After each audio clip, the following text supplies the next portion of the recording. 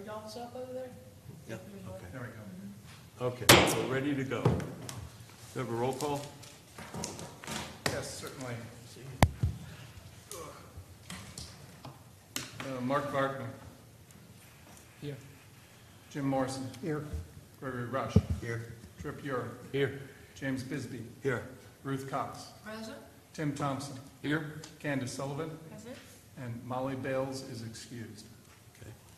We have a quorum. Okay. The next is the consent agenda, which is new to us, and the way we'll deal with this. If there, I think everybody received it in their package, should have. If there are any questions or discussion of any item, we'll set that aside. If not, we'll have one vote on all of the consent agreement or consent agenda. Are there any questions about any of the 5 items that are there? Hearing none, then I'll entertain a motion that we approve the consent agenda. Motion so moved? Second. Moved and seconded, we approve the consent agenda. All in favor, state aye. Aye. Opposed? Hearing none, that's approved. Mr. Chairman, did you do the adjustments to the agenda? Are there any adjustments to the agenda? Hearing none, we have an agenda. Some background about our purpose here. The Historic Preservation Commission is a public commission. We're appointed by the City of New Bern's Board of Aldermen. We're responsible for preserving and safeguarding New Bern's locally designated historic districts, which are downtown and Riverside, based on U.S. Department of Interior guidelines, state statutes, city ordinances, and New Bern's historic guidelines. 2 of the major tasks of HPC are to approve applications for certificates of appropriateness and preventing demolition of historic structures due to neglect. We're quasi-judicial. We hold quasi-judicial hearings, of which this is one, on applications for certificates of appropriateness. We hear sworn testimony and evidence provided by the applicant and by parties who receive notice of the hearing and by others who can justify that they have relevant comments and standing. The Commission can't consider comments based on personal likes and dislikes, hearsay, or personal opinion not backed up by facts related to specific historic guidelines. And likewise, the commissioners will also refrain from doing that. Okay, can we swear in presenters? Yes. Okay, so anyone who will be thinking they might be speaking tonight, come forward, please, and we will swear you in. Whether you're an applicant or anyone else. Okay. Please raise your right hand. Do you swear to tell the truth to the best of your knowledge? Or so say, I do. Thank you. All right, thank you. And if you haven't already, please print your name and your address here.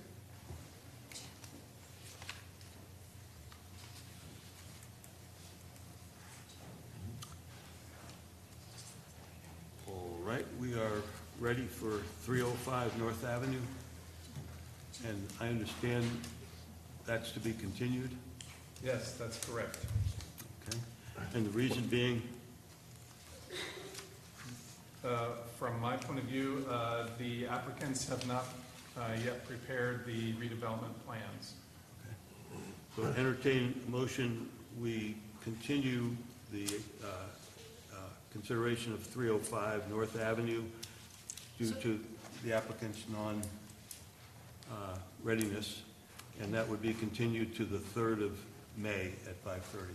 Here. No, May 17th. 17th, excuse me. Yeah, Mr. 17th. Chairman, I move that the application for 305 North Avenue be continued to the next regular meeting of the Commission on May 17th, 2023 in the City Hall courtroom because the application is not complete. Second? Moved and seconded, all in favor, state aye. Aye. Opposed? Motion is carried. And Mr. Chairman, just so that we have it in the record, what is our 180-day time frame here? It is July, the end of July. Okay, so we have plenty of time. You have until June, essentially, the June Okay. meeting to act, which gives you one extra meeting in case something happens, like a lack of quorum or something. Okay. All right? I 100, will add that they have contacted me and they are preparing some plans, so Okay. I saw fragments of plans. Yep. So, 100 Middle Street, also to be continued? Or not? correct. Correct. For the reason that, And the applicants have not yet settled their land use issues. okay. So I'd entertain a motion, we continue 100 Middle Street for the reasons stated. Motion to continue 100 Middle Street to the regular meeting, May 17th, 5:30 here. Since they're still negotiating with the city, and we have we're still within the 180-day time frame Yes. to make a decision. Second. Moved and seconded, all in favor state aye. Aye. Opposed? Hearing none, motion carries. We're ready for 710 New Street. Correct. And some preface remarks. We had talked with you in the design review about the need to have the involvement of the state, and we do not yet have that. It's been requested informally, however, they require a formal act in our meeting, which we'll entertain later tonight. We would like to, however, hear the presentation just to identify are there any other issues that we need to worry about other than procuring that information from the state. Okay.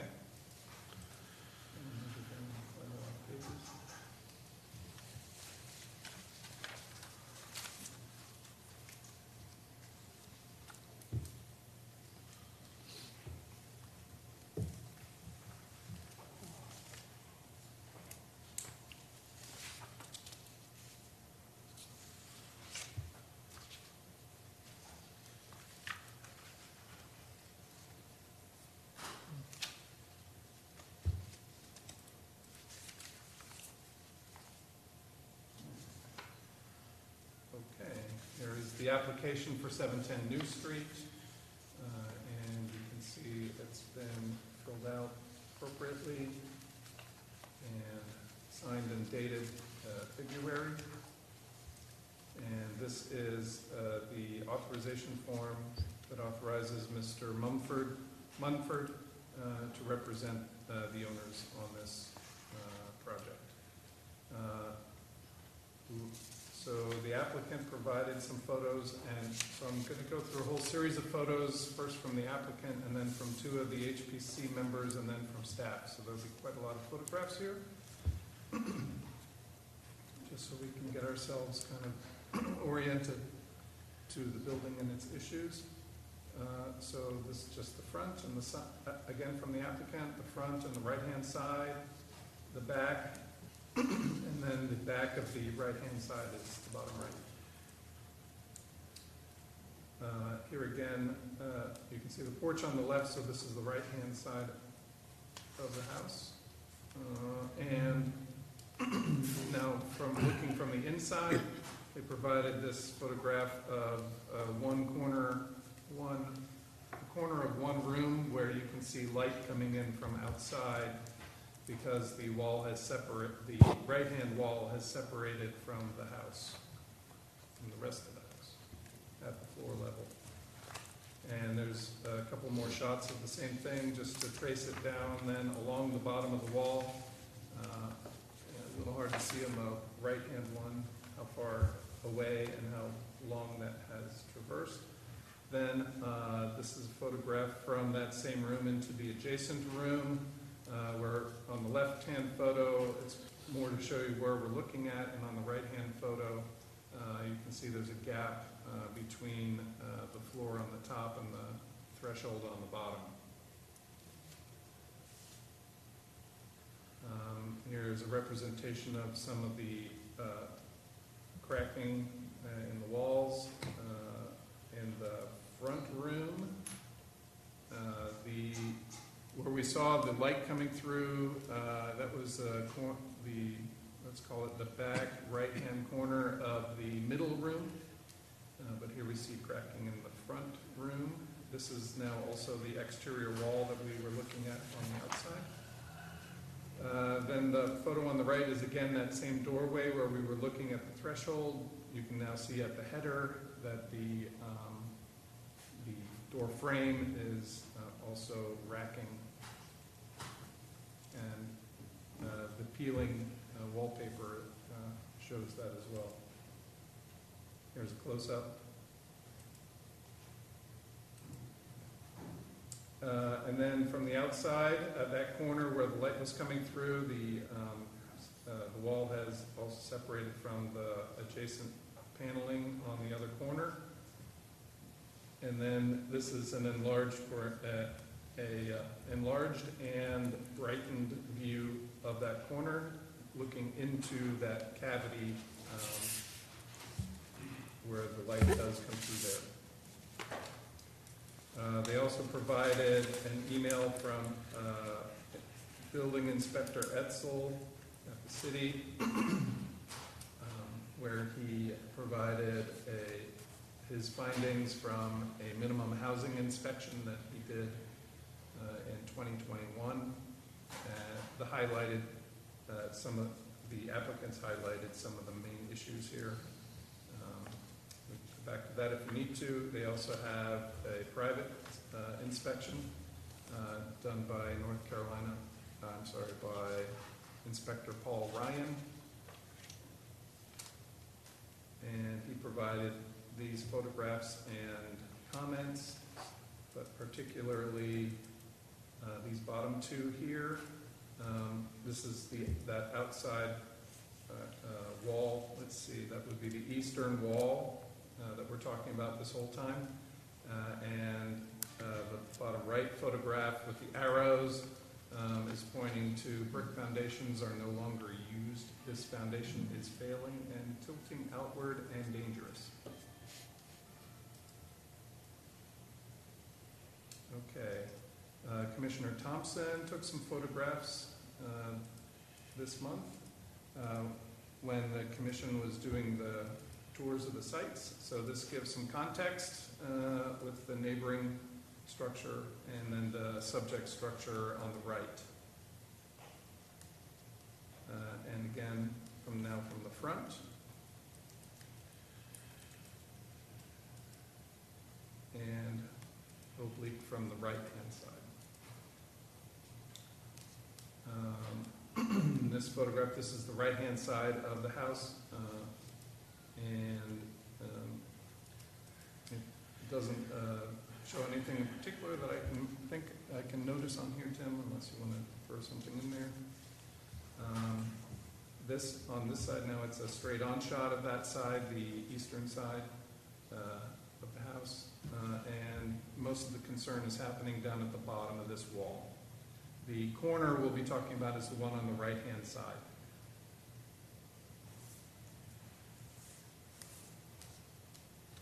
And here is an expanded view from his photographs.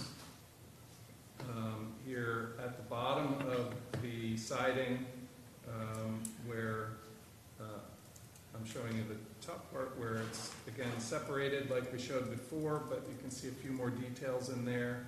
And you can also see the top of the structural pier here, this brick here, and then some more of the pier below. We'll see some other photographs that will be like this one, which is the very same corner, the same pier, and you can see, if nothing else, the top of the pier has been cracked off, so to say. These three bricks have been cracked off and are now leaning out from the top of the pier. In the background, there's also bricks leaning, but those are non-structural infill pieces between the piers. Okay, and we'll see more of that. Now this is just the view of the back of the house. There are some plywood panel on one bottom half of one window, a quarter of another window.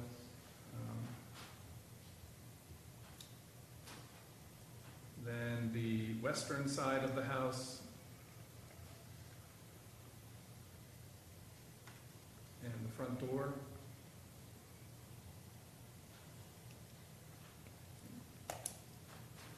Then going inside, and make these a little bit smaller.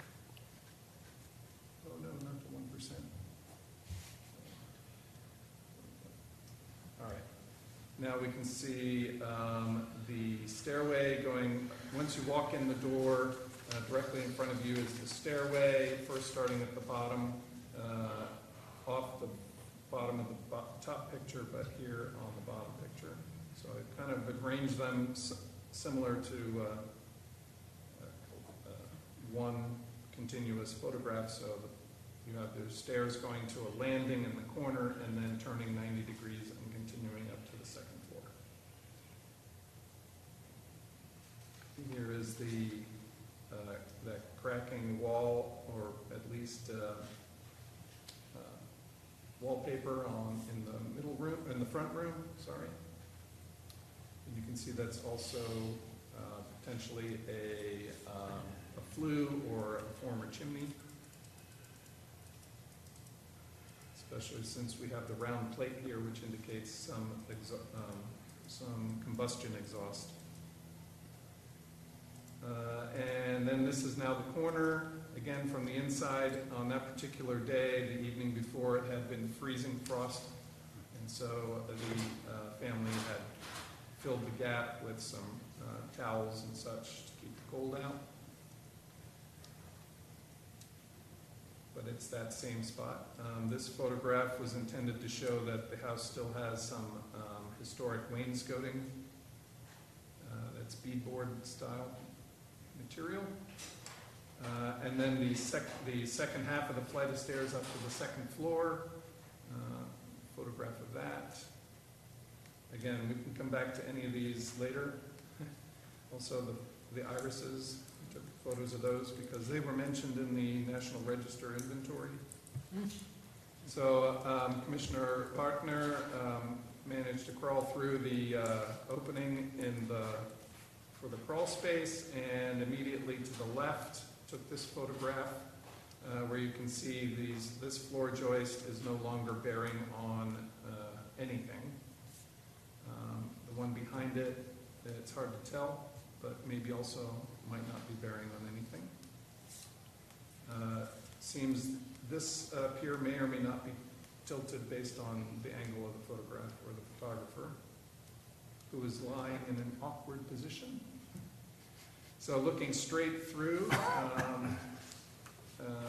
there were some cross members, I think, or no, this is still to the left, I'm sorry, but farther away from the foundation walls, and so you can see the condition of the structure there, and also beyond a brick, some kind of brick construction, perhaps holding up some of the flooring or some of the floor structure. The next photograph is now straight in from the opening, and here we can see the joists are coming left and right with some cross members. There's a new cross member added at the very top of the photograph, pipe going through the middle of the photograph, and then at the bottom half of the photograph we see some new cinder blocks or concrete blocks that have been added to shore up the flooring. Here is that new cross member that we were just looking at, and just in front of that appears some of the actual flooring has, you could say, busted through, has been broken through. Perhaps someone's foot went through at some point. Or a piece of furniture. So then looking to the right at the opening, here is another joist that is no longer bearing on anything. So maybe that little nail that's poking out there. It should be resting on this other horizontal member, and we'll see more information about that in a second. And then behind this joist, this floor joist, the next floor joist behind that is this one here, shown with a flashlight shining on it. And it is bearing on that piece of wood, but however, that piece of wood is not bearing on anything. So it has slid off of the pier, which is now leaning outwards. You can see that here.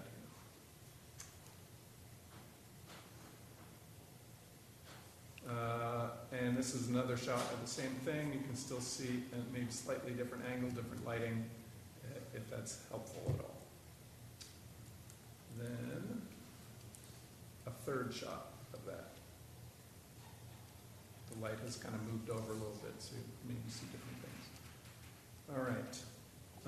And then more of a long shot where you see several others down the, several other floor joists down beyond the ones we were just looking at.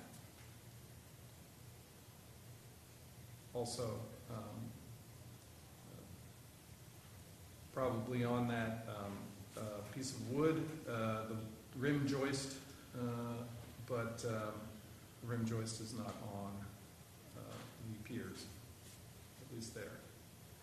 So then staff also was at those visits, and so we have our own photographs. There's the corner we're talking about, and then the piers, and this was the crawl space access that was used to get in.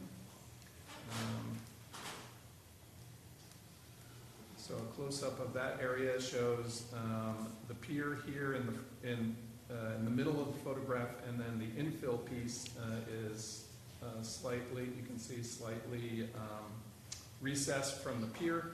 The infill piece is non-structural, but the pier does appear to be leaning. And then again, up more, then from the other angle towards the corner more, or from the corner, looking back at the piers, this pier on the left does appear to be leaning, and the infill is crumbling. But again, it's non-structural. But here now is the structural pier on the corner, and again, now we see that top of the pier is kind of broken off and is hanging out at an angle from the top. So let's see. The rest of the pier on the right, though, is still intact. Let's see. That's a closer up view of that corner from the top. And you can see in this one, the point of this one was the bulge in the wall at the bottom on the left, to point that out. And then this is a very close-up view into that cavity. Here you can see the rim beam on this end that is sitting on the pier. On this end, on the right-hand side of this corner. And you can also see that some of the, at least this stud in particular, has been has decayed or been eaten, and is no longer even touching its bearing point. It may be held up by the wood siding.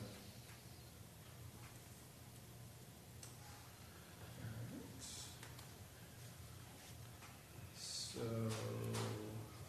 this is then a photo of the western side, so the side that's opposite, the opposite side of the house from the other area we've been looking at. You can see the porch on the right, the front porch on the right.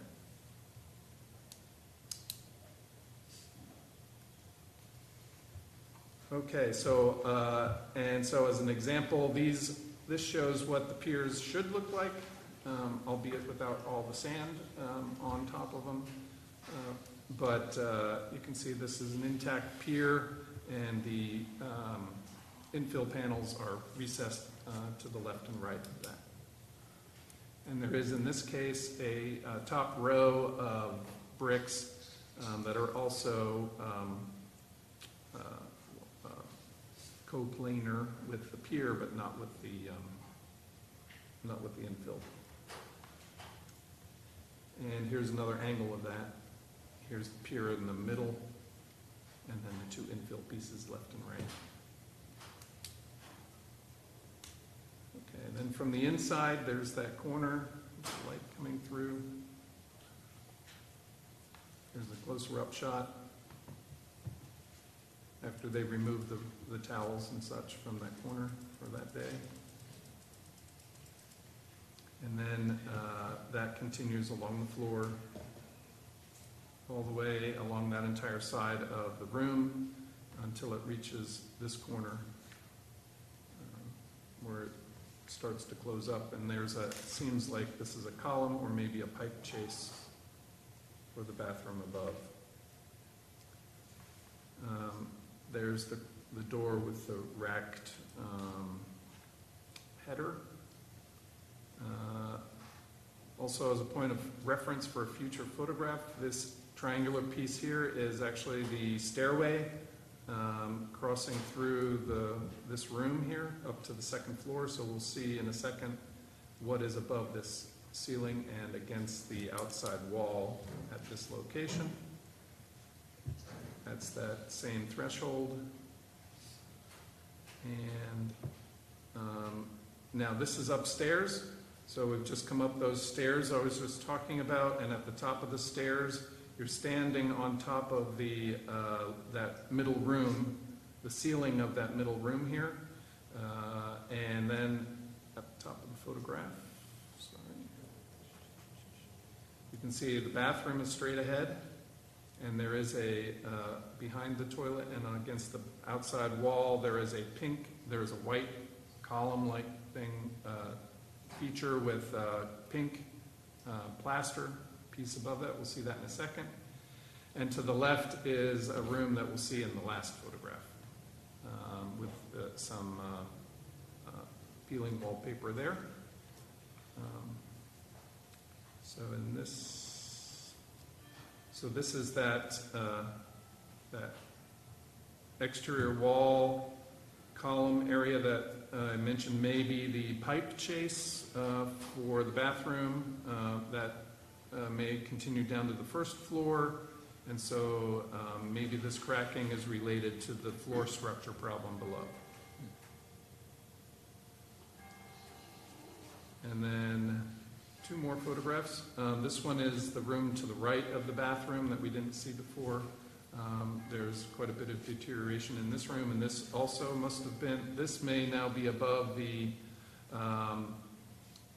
fireplace in the front room where it had the photograph of the person in military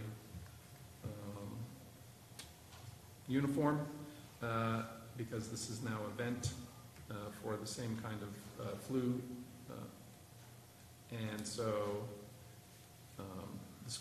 this deterioration could be related again to the racking that's happening next to that fireplace downstairs, or it looks like it could be related to some kind of leaking that's happening at the roof, which could be next to the chimney, and could also be related to the movement of the wall or the house. Then the last photograph is the one of that room to the left of the bathroom. And here in the ceiling, we can see there was perhaps some separation here between the ceiling and the wall. However, it could just be the trim coming down. You see the bottom of the trim is lower than the one next to it, but there's also the peeling of the wallpaper could also be due to some changes in the walls. So that's it on the photographs and all that stuff. We have the zoning and inspections review form here, and so this is for the demolition and contributing structure and construction of a new infill house. Those things do meet the requirements of the land use ordinance, saying we have no zoning requirements for demo, however, the rebuild plans must be reviewed. And then for the chief building inspector, the proposed project will require a building permit and a demolition permit. So, and then we are ready with our recommendations, but we may or may not be going through that process this evening. We would need to entertain the input from the state before we go through that process, I assume. You don't have to. It may be helpful to Yep. wait, and then I could incorporate those into my recommendations. Okay. I will say, Mr. Chair, in the spirit of being helpful, in your policies and procedures, one of the mandatory considerations that you must have in order to move forward is that input from the State Preservation Yeah. Office. So if you'd like to hear from the applicant, you certainly could since they're here. However, you might want to bear in mind how you want to weigh the evidence that you received tonight Yeah. with the information that you received from the State Preservation Office. Okay. And I might suggest if you as a group decide that maybe you need some more information from the applicant, Yeah. this would be a good time to discuss that with them. Yeah. Or if you want some more information from the staff or anyone Yeah. else, for that Okay. matter. Okay, so that's what we'll do at this point. It's an opportunity for us to ask for additional information, any information that hasn't been discussed previously. I just want to start with a couple of questions. Has there ever been an estimate done on a repair versus demolition? We haven't, still just navigating the way forward right now. Oh, you'll have to go to the microphone, Yeah. please. We haven't did any cost assessments of what it would take to do the project. Like I said, we're just still trying to navigate the way forward right now, so. And has there been a consideration of selling it to somebody who would do restoration versus demolition? No, the family is going to take care of the restoration. Like I said, we're just trying to navigate the way forward as far as what approach that we're going to take. Okay. Okay, other questions? Just really for the city, I noticed that the building inspector's inspection was 2021, and I wonder how much the house has changed in 2 years. Based on his assessment then, it did not, let me see, the house did not rise to the level of deterioration that does require further action, but perhaps it has. It might be good if he would, to take another look. So, well, one question might be whether or not any improvements have been made since then. It hasn't been. Or has it, was it in that condition with the open gaps? So, one question that did come up was whether or not, at least for me, whether or not the cinder blocks underneath were added after Mr. Etzel's inspection, or if those were already predated that. I don't think they were. Nothing hasn't been done to the foundation work at all, as far as around the In house. the last 2 years. Right. Jim, were you suggested that the inspector take another look at it? It's 2 years. I would request that, but it's Yeah. up to him. Okay. Because if it's risen to the level of hazard, we have a different issue. Good But question. I can't make that judgment. Yeah. And if you look at the inspector's report that we have here, the inspector states that, this has not risen to the level of dilapidation. Yeah. Right. But that was not a city inspector, correct? That was- That appears to be a city inspector. Ezel? Well, no, that was the 2021. That's Correct, 2021. correct, Yeah. but that's the So- information we have to go on. In 2 years, has it risen to that level? Yeah. That's really my question. Yeah. I would say that to balance the information on inspection, we would also need to have some idea of a restoration price point, and to evaluate whether the price of, if the price of the restoration is in any balance to the value, of the home. You would want that information, I think, too. Right, we will provide that for the family, but I think as far as it being a contributing structure, it's going to be so much of that house that it's going to have to be restored because of the condition of it. So it's going to be something that's going to look like the spirit of a contributing structure. There would also be a cost, of course, for demolition.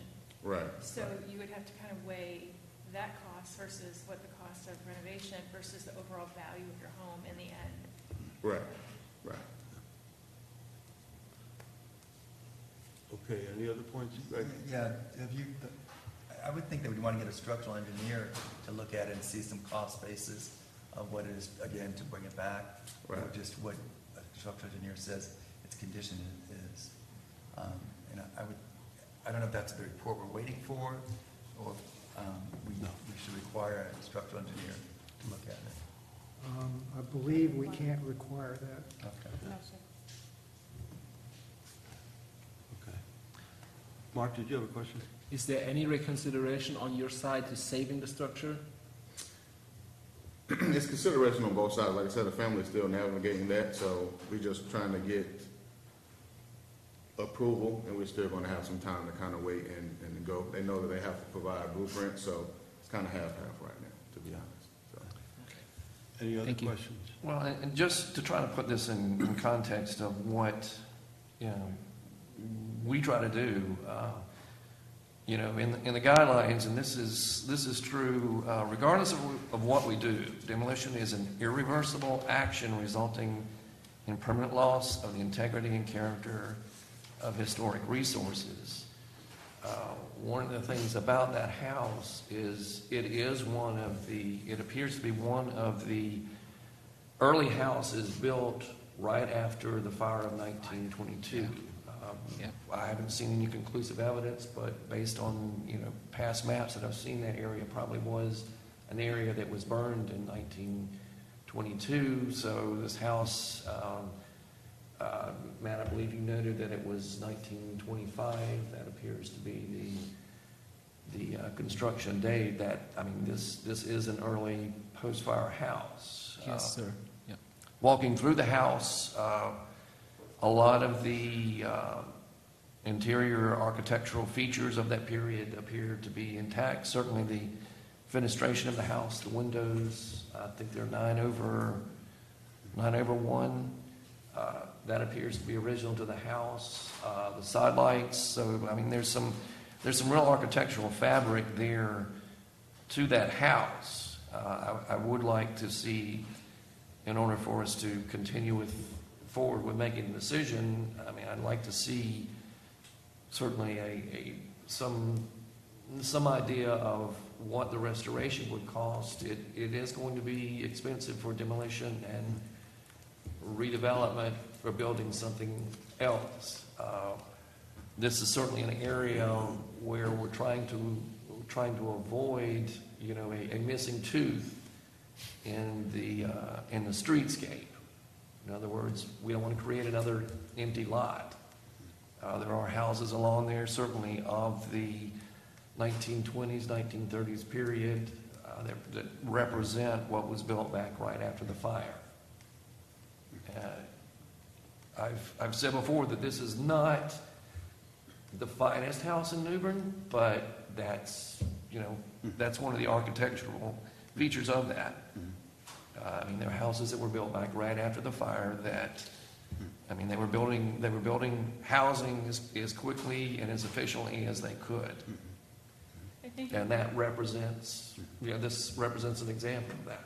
I think a really straightforward way of thinking about it is that you would want to know what it would cost to put that house back in a similar fashion to what it is at today's prices, and how affordable that would be in the big picture of the budget and the project. And those figures, at this point, you don't really have any point of comparison. So knowing that makes you have a better decision. Well, right, just doing that kind of work and what it's going to take. We're talking about getting an engineer involved and things like that. That structure is going to take a lot. You have the side of the house that's falling, which is added builder's risk. So that's going to jack up the price along with what material prices is now. I think the family wanted to make a sound decision as far as doing something and trying to preserve the house if they can. But I think as far as the cost, it makes more sense to turn it into an investment property to where they can maximize their dollars in that area. And that's just being honest about that. As far as at this point, I think all of you have been into the structure. It's falling in. So it's, in building, you can do pretty much anything, but it's going to be a lot of costs associated with it. To me, as an investor myself, I would build that structure to invest so that you can have equity in that home and not try to save that what it is now. Because you only but so much you can get out of that house right now, even restoring it. I think what you're hearing, though, is we'd like to see what that Right, cost right. is. We will. We can provide that for you, Okay. if that's what you'd like to see. We'll do that. Okay. Super. Are there other questions? Okay, I'll entertain a motion to continue this one until the May meeting. Mr. Chairman, I'd like to make a motion that we continue the hearing on 710 New Street until May 17th, 5:30 at our regular meeting. Justification is looking at the guidelines, consideration 3. We need information on options for rehabilitation. Seeking alternatives to demolition. We're also waiting on some input and feedback from the State Historic Preservation Office related to the structure. Okay. Is there a second to that motion? Second. Moved and seconded. All in favor, state aye. Aye. Now, we need a second motion. Can I ask you to do Yes. that? This is the statute. In order to get the, In order to get the state to do their work, we have to provide them a formal notice referring to the statute, and this gentleman's going to do Yeah. that shortly. All right, I move that we invoke North Carolina General Statute 160D-947 parentheses D to request technical advice from the State Historic Preservation Office regarding 710 New Street. New Street. Okay. Is there a second to that motion? Second. Moved and seconded that we do those things. All in favor, state aye. Aye. Opposed? Hearing none. Okay.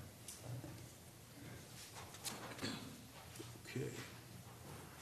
We're ready for 719 East Front. okay.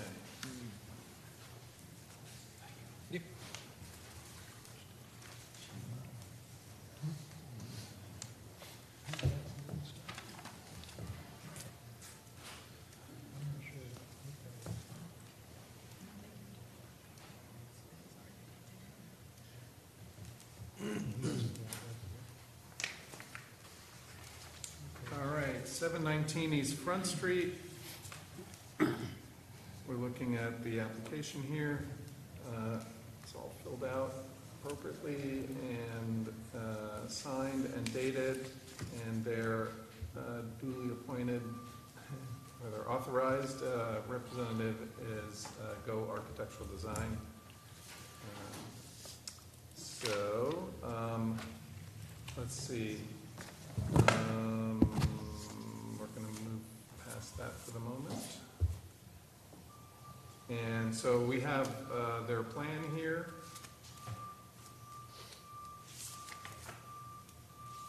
With the photographs of the context of the site. It is the vacant lot in the upper right-hand corner and the bottom two photographs.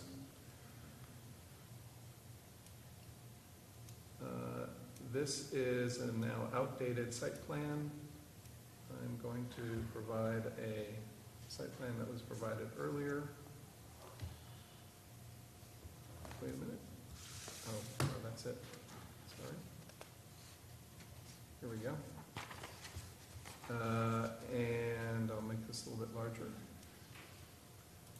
And this one shows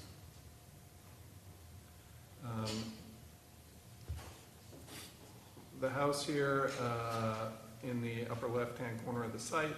Here it shows it is 8 foot 8 inches from the back of the sidewalk to the porch, and then 15 feet from Queen Street to the structure. And otherwise, it is way more than 5 feet away from every other boundary. The accessory building also it's required 3 feet away from its boundary. And otherwise, all the other dimensions are quite a bit larger than required.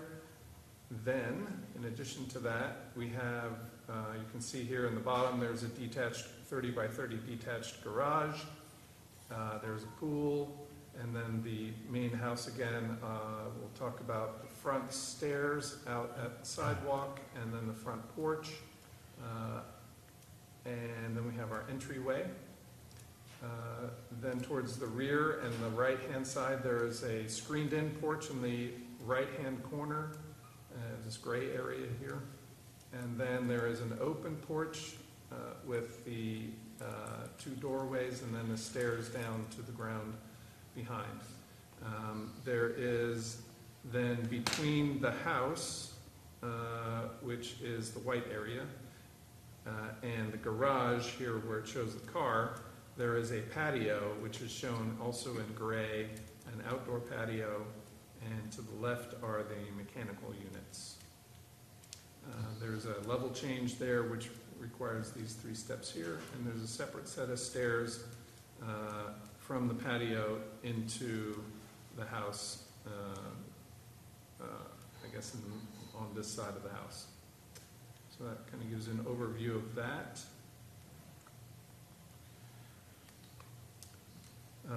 This was a plan which was drawn to show the setbacks and the rest of this side of the block in order to determine the front yard setback, which was the 8'8".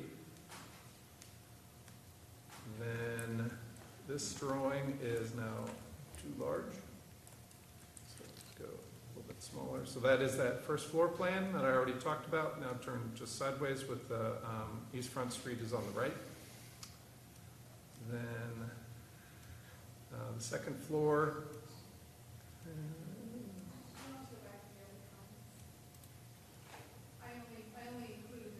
Yeah. Oh, okay. So. Oh, it's not that one. It's not that. Come on. This one. Okay. So we have to go back to. All right. So again, like I said, the first floor there, then this is the second floor.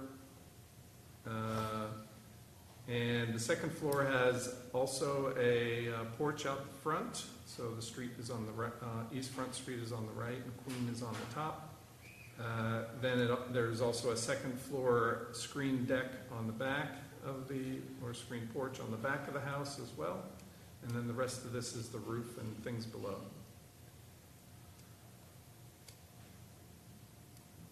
And that is a view of all the roof forms. On this one, we can see, for example, there's a few, these with these stripes are actually the metal roof areas. So here we see then a front view of the house here with the front porches, open front porches here shaded because the walls behind them are in shade. And then you see 4 windows on the left. The house is elevated up to the required floodplain elevation plus a foot for the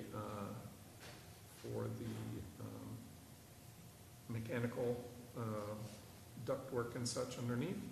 The foundation is solid brick on the left and a basket weave on the right. You can see there's a full gable on the right-hand side over the porches, over the double-decker porch, and then an eyebrow gable on the left. So the right-hand image is the rear of the house. So this one shows then essentially we have the garage sitting in front of the house here. But there's another image that shows it without the garage. And we see a large gable on the left and the sloping roofs on the right, the double-decker decks, but the upper one is fully screened all the way across left to right, and the bottom one is screened only on the right-hand side and open on the left. And here we have the foundation is, again, got the open brick weave. All the siding is the hardy board siding, and the roofing that is not metal is the dimensional shingle roof. The vertical stripes on the flat surfaces and the gables are also hardy board and a vertical orientation. And all the windows have shutters that are the appropriate size and detail. So this is with the garage out of the way. You can see there is a roof over that patio area, and you can now see the steps and the doorway into that back portion of the house there, and then a second other doorway to the right-hand side. I didn't point that out earlier. And now this is the Queen Street elevation. So on the left is East Front Street and this entry stairway and the two front porches, the double-decker front porch. And then you can see the window fenestration pattern here. The foundation under the main part of the house is all solid with the flood vents. And then this horizontal structure in the middle is the wood slats that are screening the HVAC, the mechanical units that are up above the flood level, so above the patio that's below. And here you can see the little bit of roof that's connecting between the house and the garage. And you can also see all the way on the right, the little pent roof that we will see in a minute, or that we would have seen if I had pointed it out on the rear elevation of the house. That's over the garage door. Okay. Then the opposite side, which is the side which will face the blue house that's next door, is this elevation. And we have a big gable here on this side. We have two full-size windows. We have a pair of pairs of bathroom windows. And then this is the side view of the stairs, which lead to that screen porch on the first floor, and the screen porch on the second floor is shown here too. You can see some of the architectural detailing of the columns and in this view here, and then the garage is on the left.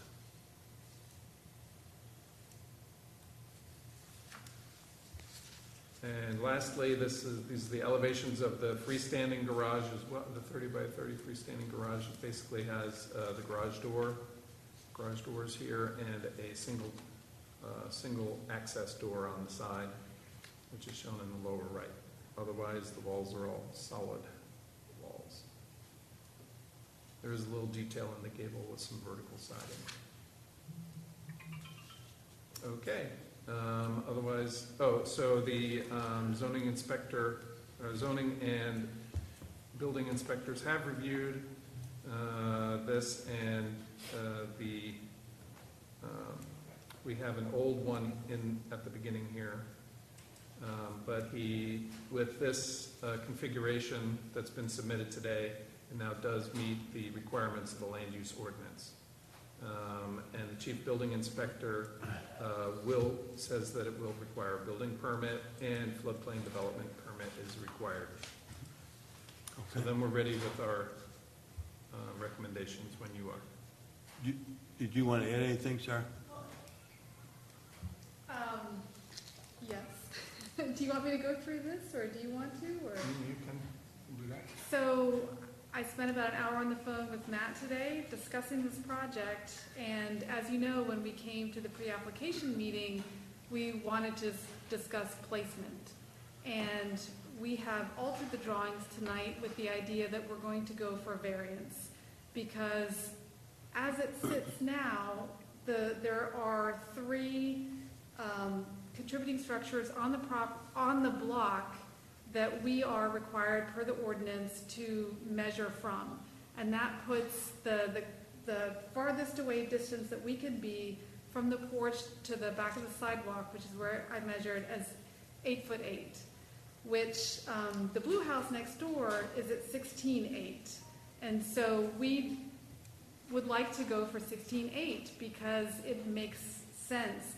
Now that the floodplain elevation has changed, the houses now are so much higher, we can't even get steps from the front, from 8'8" to the sidewalk. Like the two houses down the block that I've got photographs of on the other side of the block, 702 East Front, and then the little one next to it, both of those houses were raised, and the stairs come straight out, and they're right at the sidewalk. And so with the new property, new structure, and especially since the blue house next door was given approval to be back at 16.8, we think that it's reasonable that the HPC, since you have guidelines in your guidelines for placement, mass and scale and placement, that's what we were trying to ask for at pre-application. We want you to consider the mass and scale and placement of the structure. And so for tonight, we've put it at the 8.8. We're going to bring it back to you next month and ask for you to approve it at the 16.8. And we would like some serious discussion about that, because otherwise, why have placement in your guidelines if you're not going to be able to refer to them? We'd be happy to entertain that question in the next design review, but not tonight. Right, right.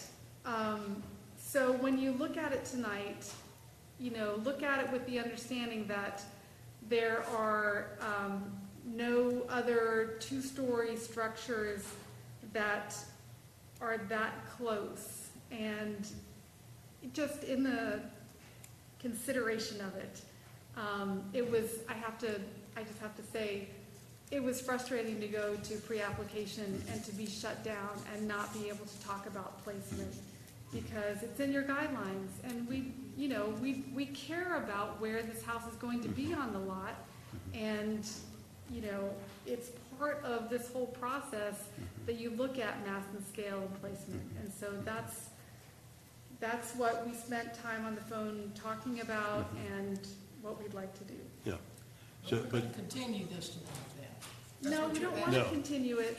I think she's asking to approve this with the thought to come back with an amendment to it when she gets a variance. Right. So, we'd like to have you all hear it, because you saw it at pre-application, and there weren't any major, we got no negative feedback. And the owners, with the lead time of everything, they want to get things ordered and get things going. You understand, though, that the setback is in the purview of another group? 100%. And Okay. so we're also going to, as part of this, request that ordinance change, because there's no reason that, since you have placement in your guidelines, that you not be able to use them. Yeah. And we can talk about that in the design review. I think it should be timely for the meeting that you're going to request your variance. Yeah. So, Mr. Chair, I just want to make sure that the record is clear, because I've heard a lot of seemingly conflicting ideas be exchanged. So, is it the applicant's position today that her application, as has been amended, is complete? Meaning that the current placement of the proposed structure is at 8 foot 8. That's my understanding. Yes. Yeah. And that the applicant wants the 8.8 placement application to be considered and approved tonight, Yes. with the understanding that she's going to seek an entitlement to materially alter the application in the next 30 days. Yeah. And then come back here for an amendment to the COA. Assuming that Assuming that entitlement takes is place. granted. Yeah. So just to be clear, that's not in our purview, and we have to go with whatever is decided by zoning, Yes. right? I So- can't hear you. So just to be clear, that if it's not our purview, and Sarah brings back, or zoning brings back their decision, we are simply deciding on that decision.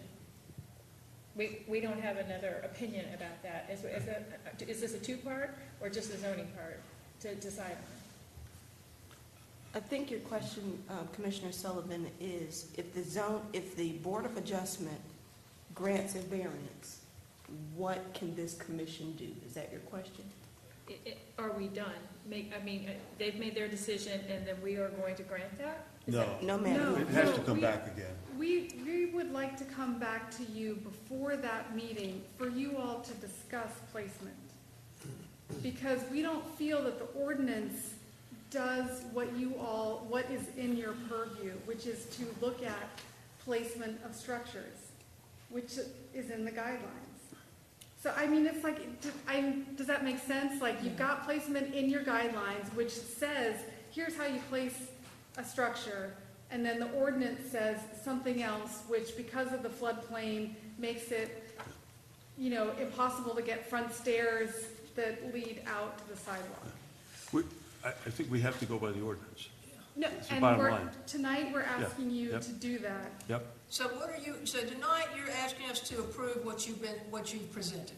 Yes. Yeah. Okay, so we can stop there, and then we can look at that, and then if you have some alternative thing that you want to do with it, as he said, you'll have to come back to design review to That's do what I that. just said. Okay, that's fine, then we don't need to have any more discussion at this point, do we? no. No, Well, let because me- we're just going over and over and over. Just one question, are you on the Board of Adjustments calendar for this month? Because they meet the fourth Monday. No, Okay. Yeah. So it's, it'll be next month. okay, Next month. the end of next month, after our next meeting. Yes. Okay, so, where the rubber hits the road here, I'm looking at the PDF that is part of the packet. And then, Matt, what you're displaying right now, I believe is Sarah's modification with, the stairs are closer to the sidewalk. Yes. Yeah, Yes. it's Which, modified to so comply what with we're the looking ordinance. at that Matt is displaying is what we're considering, Yes, not what's in the packet. And from what I can tell, that's the only difference. We're talking about a little distance from the Yeah. sidewalk. Other 8 than that, feet, 8 feet. yeah, other than that, the rest is the same. Yes, Okay, that's what Just- she's asking us to approve. yes, I tonight. just wanted to make that clear because we go with what, we're Yeah. evaluating what was in the packet. yep, There's one slight modification here. right. I don't think that slight modification Let's is hear his significant to recommendation. the application Yeah. that we're trying to approve overall. I understand. Let's hear his recommendations. We'll get back to the process. Yeah. All right. Are we going to have public comment? I'm sorry? Oh, yes, public comment. You have to do all the proponents, opponents, et cetera, et cetera.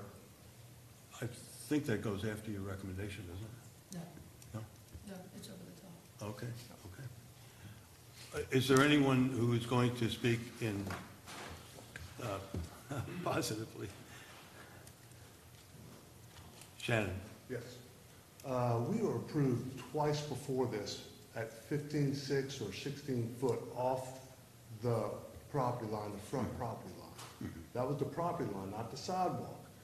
So, and Trip, if I'm wrong, but what we have right now is we're putting a house on a corner street right on the sidewalk, basically 8'6" from the sidewalk. Y'all have guidelines. It's only guidelines. So why are we doing this if we can physically, it's a guideline, you can physically see what's happening there? So why do we have to go through a variance or whatever we have to do to get to where we're going if you can set the guidelines, and it's guidelines, I mean, it's variable. It gives you leeway to do what you want to do with it. So, and that's all I have to say. Okay, Okay, thank you. all right. Is there anyone else who wants to speak in favor of the plan? Is there anyone here who has status and has been notified who wants to speak in opposition to the proposal?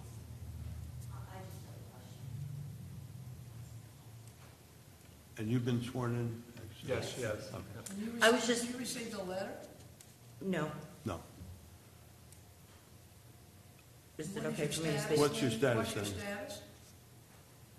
I didn't know I had to have status to speak. Yeah, you need to be within a certain distance from the Okay, property. well, I just was curious as far as, has the design already been discussed of the property? That's just, I have a Yeah, question. yeah. It has been, and Yeah. approved. Not approved. And can we get the speaker's name? The design of the house? Well, it hadn't been approved. It hasn't been approved. It's been discussed. That was your question? Okay. Yeah. Yeah. And we have your name. Your name, should you give your name? Tracy Fritchie. And where do you live in I relation do to not this? live close to that house. Okay. What's your address, just? 620 New Street. Thank you. Okay. Is there anyone else who has status, i.e. you live within 150 feet of the property, who wants to speak? Okay. Okay, we're ready for the recommendation. You'll also want to ask if there are any government agencies that. And are there any government agencies who would like to speak about it? Nobody out there? All right. And then normally you would ask for other people, which is then when Yeah, Ms. I think we heard. would come up, so, okay. For our recommendations, this is for the application for Shannon and Corinne Core and Go Architectural Group, architectural design, for 719 East Front Street. There is no historic property name because it's a vacant lot. 719 East Front Street, the proposal is to include construction of a new two-story infill house and detached garages. Staff submits the following historic district guidelines are appropriate to this application. 2.1.1, 2, and 3. Utilities, 2.3.1, 2, and 6. Landscaping, 2.4.2, 3, 4, and 5. Fences and garden walls, 2.5.1, 2, 3, and 5. Accessory structures, 2.6.1 and 2. For parking, 2.7.2 and 5. For design principles, 3.1.1, 2, and 4. For infill construction, 3.4.1, 2, 3, and 4. For foundations, 4.1.2, 3, 4, 5, and 6. For walls, trim, and ornamentation, 4.2.4 and 5. For windows, doors, and openings, 4.3.2, 3, and 4. For entrances, 4.4.4 and 5. For roofs, 4.5.4 and 6. For masonry, 5.1.5. For paint, 5.4.2, 3, 4, and 5. For contemporary materials, 5.5.1, 2, 3, 5, and 6.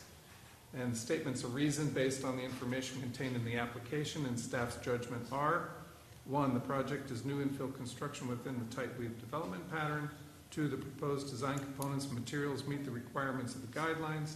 3, the zoning administrator and chief building official have reviewed this project and commented accordingly. And 4, the project is not incongruous with the guidelines. Staff recommends the commission approve this application to include construction of a new two-story infill house and detached garages with the following condition. Construction or installation of fencing, exterior lighting, and landscaping may not begin until the applicant provides the HPA the drawings, details, and description of such work, and the HPA has reviewed the information and approves by issuing a new or amended COA for the installation of said fencing, lighting, and landscaping. That's the end of our recommendation. Okay. Any questions, discussion from members of the commission? Mr. Chairman, we have in the past gone through the evaluation worksheet just as a way to make sure that we have, any Looking at discussion, it, do you have any questions? Well, it's been practiced in the past to go through the evaluation worksheet to make sure that we've covered everything. So I'll let you decide. You can use it. We've not really. We've never used it. No? No. Okay. But do you have any questions? No, it's just always been a tool that has helped make sure that we've gone through and covered everything and gotten comments in the record, but I'll let you make the decision on that. Okay. So I've got a couple questions. Guideline 4.3.4 talks about, or speaks to operable or fixed shutters and blinds. For the record, can you confirm that we've got the hardware accompanying the shutters regardless of whether they're fixed or operable? No, they're operable. I thought that was noted on there, but It may have been. I'm pretty sure it's But on we've there, got the noted on hardware that, elevations. the Yeah, yes. holdback and hardware. The owners are aware of that, and Okay. we talked about that. Yeah, thank you. And then my second question, guideline 4.4.5 talks about screened-in porches. What's the relationship of your balustrades to your screen? They're on the inside. The screen is on the outside. Would you prefer it? So, 4.4.5 indicates that screens should not obscure columns and balustrades. So, yeah, I think you need to flip-flop those. You want the screening on the inside? Correct. Well, there's no historic features, so what does it matter? Columns and So the balustrade. balustrade and Yeah. columns read as part of the fenestration, as opposed to being behind the screening and in the shadow work of your drawings.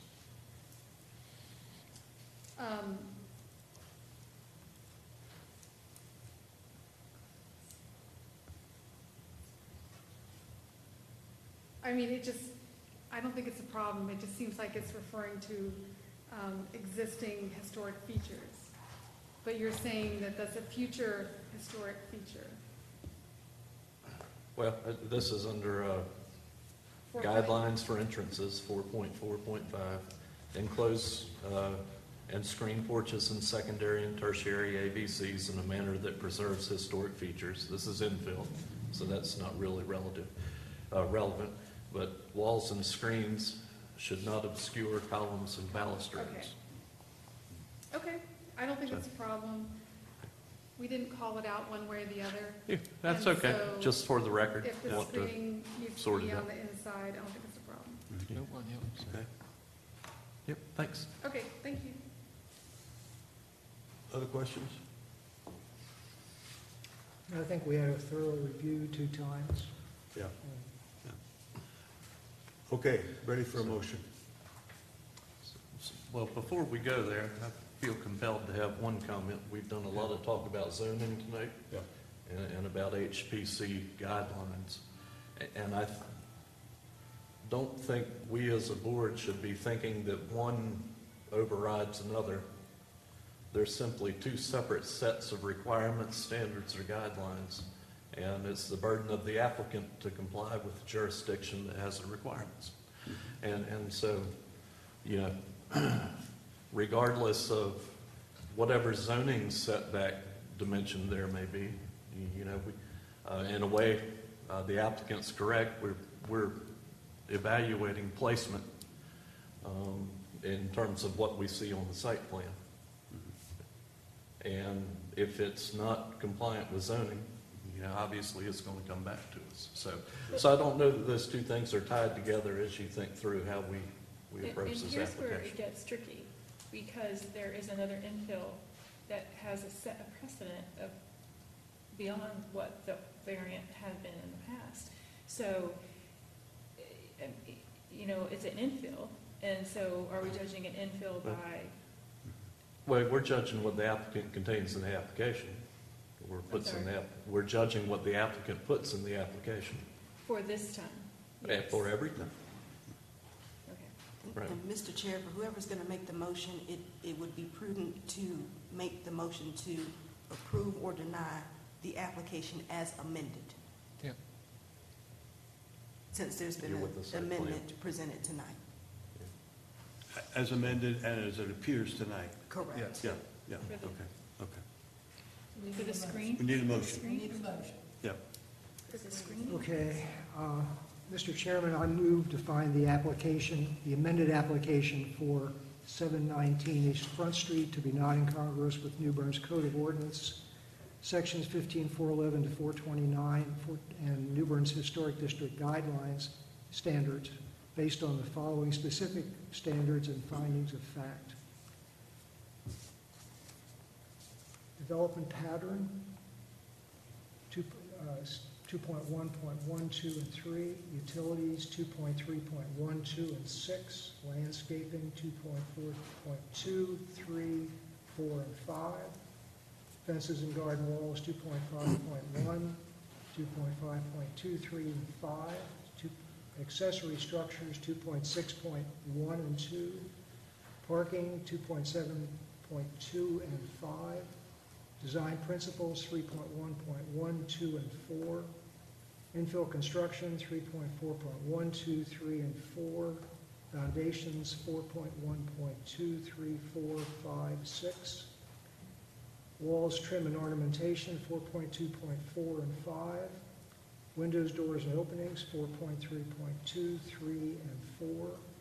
Entrances, 4.4.4 and 5. Roofs, 4.5.4 and 6. Masonry, 5.1.5. Paint, 5.4.2, 3, 4, and 5. Contemporary materials, 5.5.1, 2, 3, 5, and 6. And the statements of reason, the project is new infill construction within the tight weave development pattern.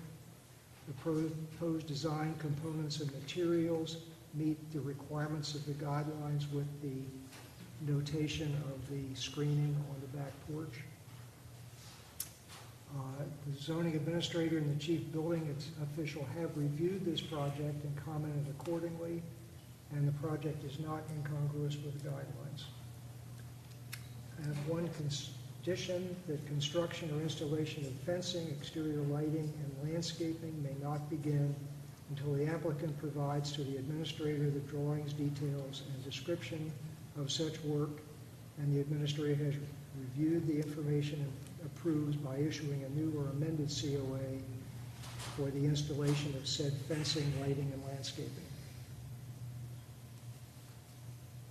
Okay, is there a second? Second. Moved and seconded, that we approve this application. All in favor, say aye. Wait. We would like to suggest that you change the words from statements of reason to findings of fact. I'll agree to that amendment. Jim agrees, you agree? Yes, yes. Okay. All in favor, state aye. Aye. Opposed? Hearing none. Motion is approved, the COA is approved. Now we need a motion to issue a COA. So moved. Second. Moved and seconded, we issue the COA. All in favor, state aye. Aye. Opposed? Motion's passed. Thank you.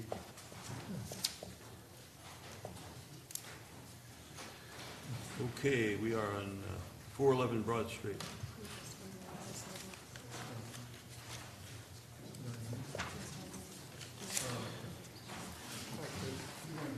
Yes, sir.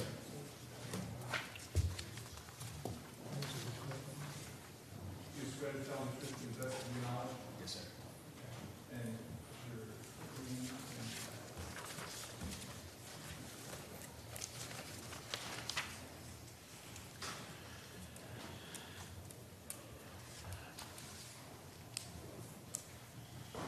so it'll be a bit, you might want to just sit down.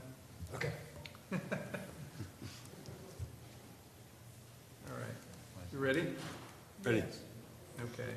For 411 Broad Street, application is shown here. And some guidelines and attached drawings. And we have, signature and date. I do have the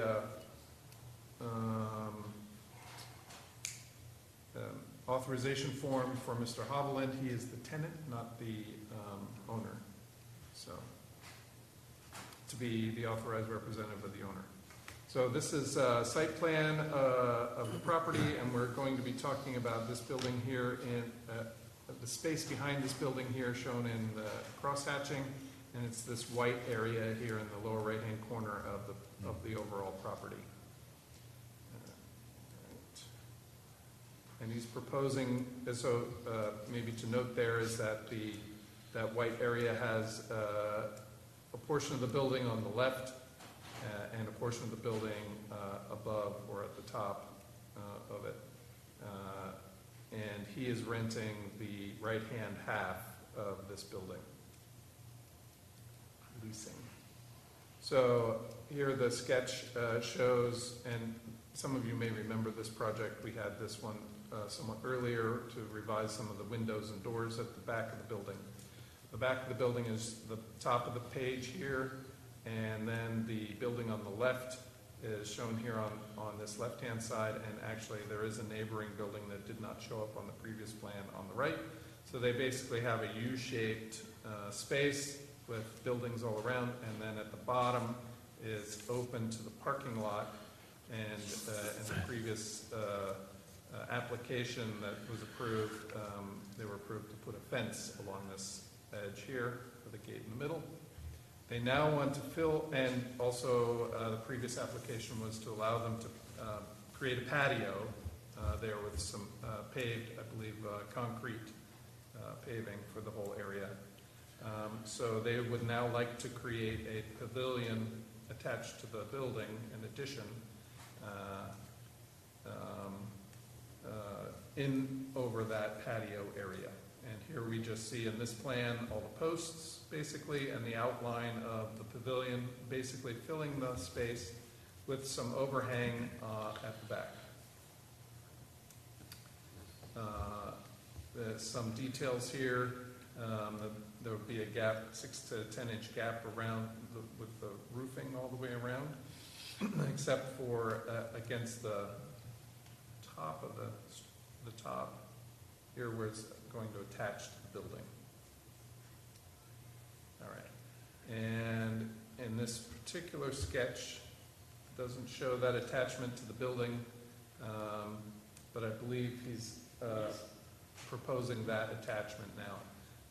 And so this is just a section through the structure with the roof shown at the top. There will of course be roof structure underneath the roof that he doesn't happen to show in this section. We'll say he's drawing it through a space between the ceiling joists. But he's showing 8 by 8 posts. It's 9 feet to the bottom of the roofing at the bottom, and 11 foot 6 inches to the top of the roofing at the top. And it's a total of 23 feet from the existing building to the outside post closest to the parking lot, which would be off to the right-hand side of the page. And then this is a rear view, or front view, he calls it, from the parking lot towards the structure. It's showing again the 4 rows of posts and the sloping roof. The roof itself will be, the structure is wood, salt treated. The roofing is changed from asphalt shingles to metal roofing. Yes. Mm-hmm. And it's the standing seam that complies with the requirements. Yes. The wood is opaque stained. And I think that's all that shows anymore. And that's it on the applicant's application. We have our zoning and inspections review here. Zoning administrator says it does meet the requirements of the land use ordinance, and building inspector says it will require a building permit. So, I have it in my file. I have the authorization in my files. Do we need to see that? Yes. Okay. Good thing I brought the files.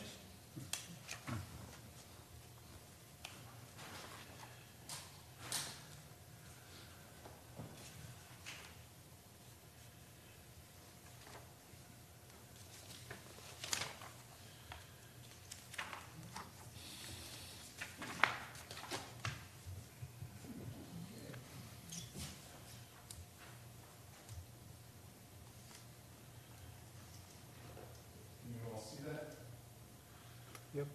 Yeah. Yep. Somewhat, It's very blurry, but, yeah, it's kind of blurry. yeah. Blurry.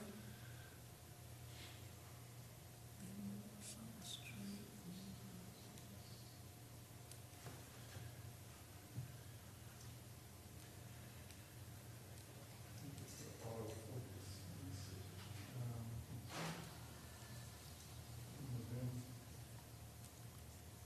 There you go. There you go. Yep, there you go. Okay.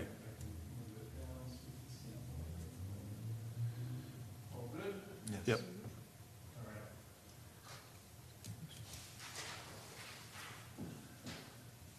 Chris, do you want to add anything? No, sir, but I do have someone that actually is going to professionally draw that up and make sure that it's hurricane-proof as well. Okay. Not my drawings. Yeah. Okay. Okay. All right. Are there proponents or opponents of the project that would like to speak? Governmental authorities? Hearing none of any of those. We're ready for recommendations then. All right. We still have that. You got to change back to the Yep. computer.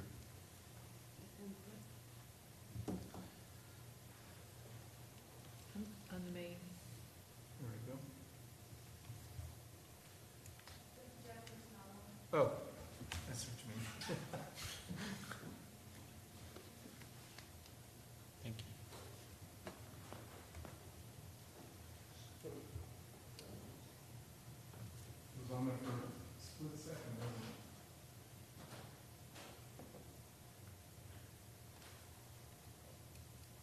It's on this one, but it's not. Is that me? No, there it is. Oh, okay. Don't touch it. All right. Whew. No more technical problems, please. All right, so this is for the applicant, Chris Hovland. The project address is 411 Broad Street. Stored property name is Stores, and it was built circa 1925. It is a contributing structure. The inventory describes it as 411 to 413 Broad Street. It is one-story brick, twin stores with diamond pattern designs above storefronts, stepped parapets, and a flat roof. And Sandbeck has nothing relevant to the rear wall or patio space. So 411 Broad Street to include a new pavilion addition in the Tertiary AVC. So I'm going to preface this one with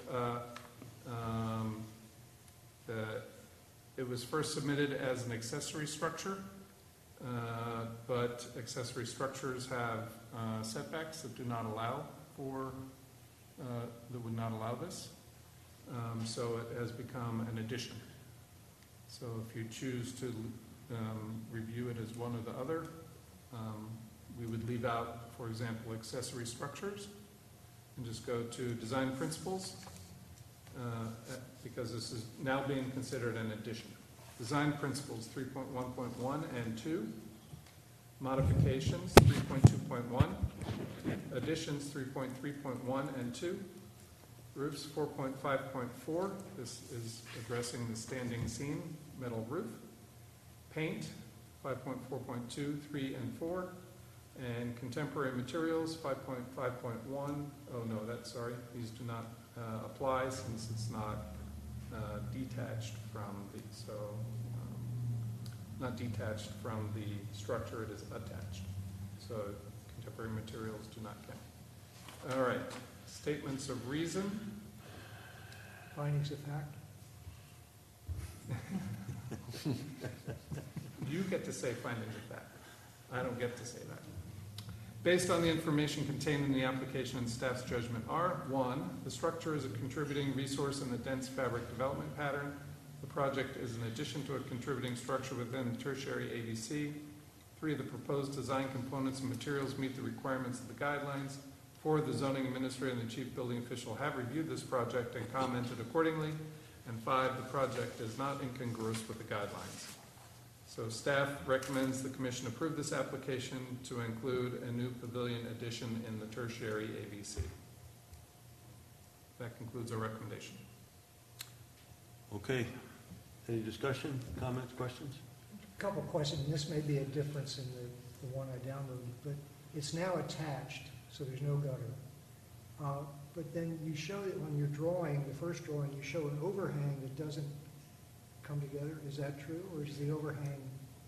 Yeah, no, The overhangs at the low end? no, At the low end, the overhang shows a break in your drawing. Over the walkway? So is that true? I see what I did there. The overhang, There's a walkway there, and it will continue to be the entrance or exit out of that. but it all has an overhang. It all have Okay. overhang, yeah. And then you mentioned standing seam metal roof in your description, but then what's written on here is asphalt shingles on the document we have. He addressed that. It's Yeah. metal. Hmm? It's metal. Yeah, but what we have Yeah, to but look we- at yeah. says, Right, so he's modifying that here. okay. Do we have any pictures of the rear side of the building? The rear side? Yeah.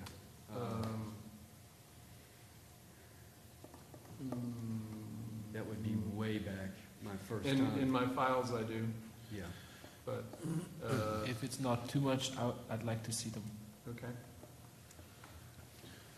411. So while you're looking for that, Chris, it looks like we've got wood structural members and decking and things like that. We've talked about a metal roof, and,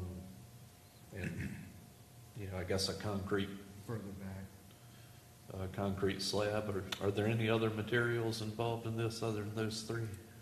That was it. When I first came, my first meeting, which Yeah. I already got passed through, but it was a concrete patio. Yeah. And at first I was just gonna put sun sailors up there, and I thought, Sure. do it right, So- do it the first time.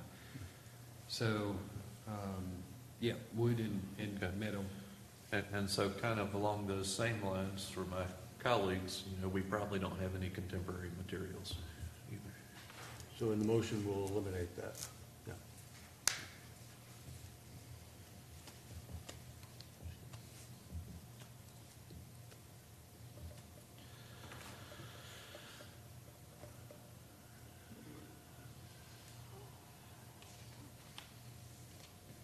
Are there any other questions while we're looking for that picture? Okay.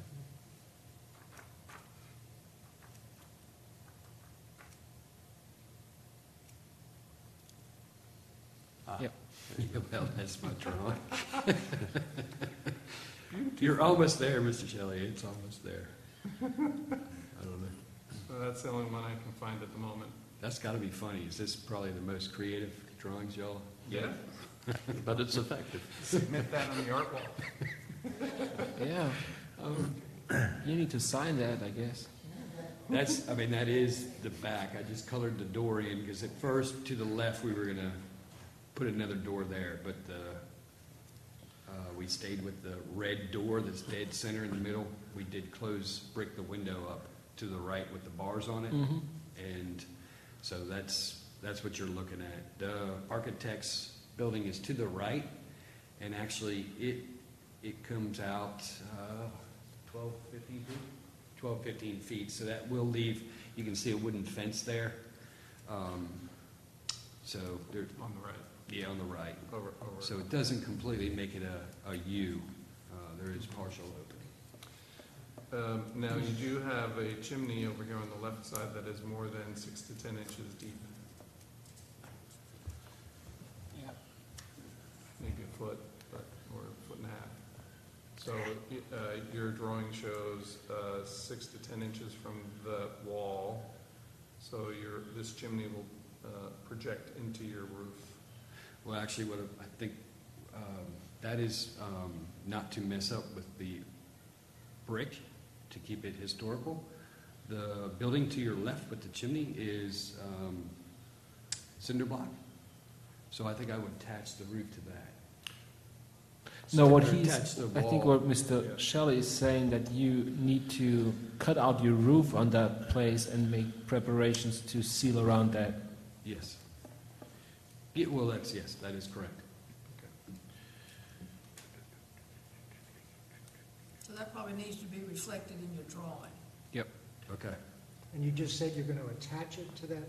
Yeah, side? what we'll do is we'll more attached to that, is that correct? So, Yeah. so now it's not 6 to 10 inch gap? Yeah, because at first, we had it misunderstood, and so I was supposed to not attach anything. But then Mr. Shelley said, hey, that's incorrect, we have to attach. So now All the but way that around? happened on Monday, so I didn't know to bring another drawing. Both sides will be attached? 411 and 413. So the left wall and the back wall. Can we make that conditional that we get updated drawings? I think that would be sufficient in my I'll bring opinion. that tomorrow. Okay, are there other questions? No. Okay, we need a motion then with the condition and omitting the what kind of materials? The temporary materials section. And as amended, remember. Someone want to do that? Okay, I'll give staff. Okay. I move to find the applicant for 411 Broad Street to be not incongruous with New Bern's Code of Ordinance Sections 15.411-15.429 and New Bern's Historic District Guidelines based on the following specific guidelines and findings of fact. So we start with design principles 3.1.1 and 2, modifications 3.2.1, additions 3.3.1 and 2, roofs 4.5.4, paint 5.4.2, 3 and 4, That's and moving down. That's it. Statements, findings of fact based on the information contained in the application and staff's judgment are: number one, the structure is a contributing resource in the dense fabric pattern development pattern. Number two, the project is an addition to a contributing structure within the Tertiary AVC. Number three, the proposed design, components, and materials meet the requirements of the guidelines. Number four, the zoning administrator and the chief building official have reviewed this project and commented accordingly. And number five, the project is not incongruous with the guidelines. And this is conditional that updated dimension drawings will be submitted. And am I figuring here? Okay. All right. Is there a second for that motion? Second. Okay. Moved and seconded, we approve with the condition noted. All in favor, state aye. Aye. Opposed? Carried. Who was the second? I know Ruth did, several people did. Okay, motion to issue a COA. So moved. Second. Moved and seconded, we issue a COA for the project. All in favor, state aye. Aye. Aye. Opposed? Hearing none, it's approved. Thank you. I appreciate it. Have a great night. Night. 501 Metcalf.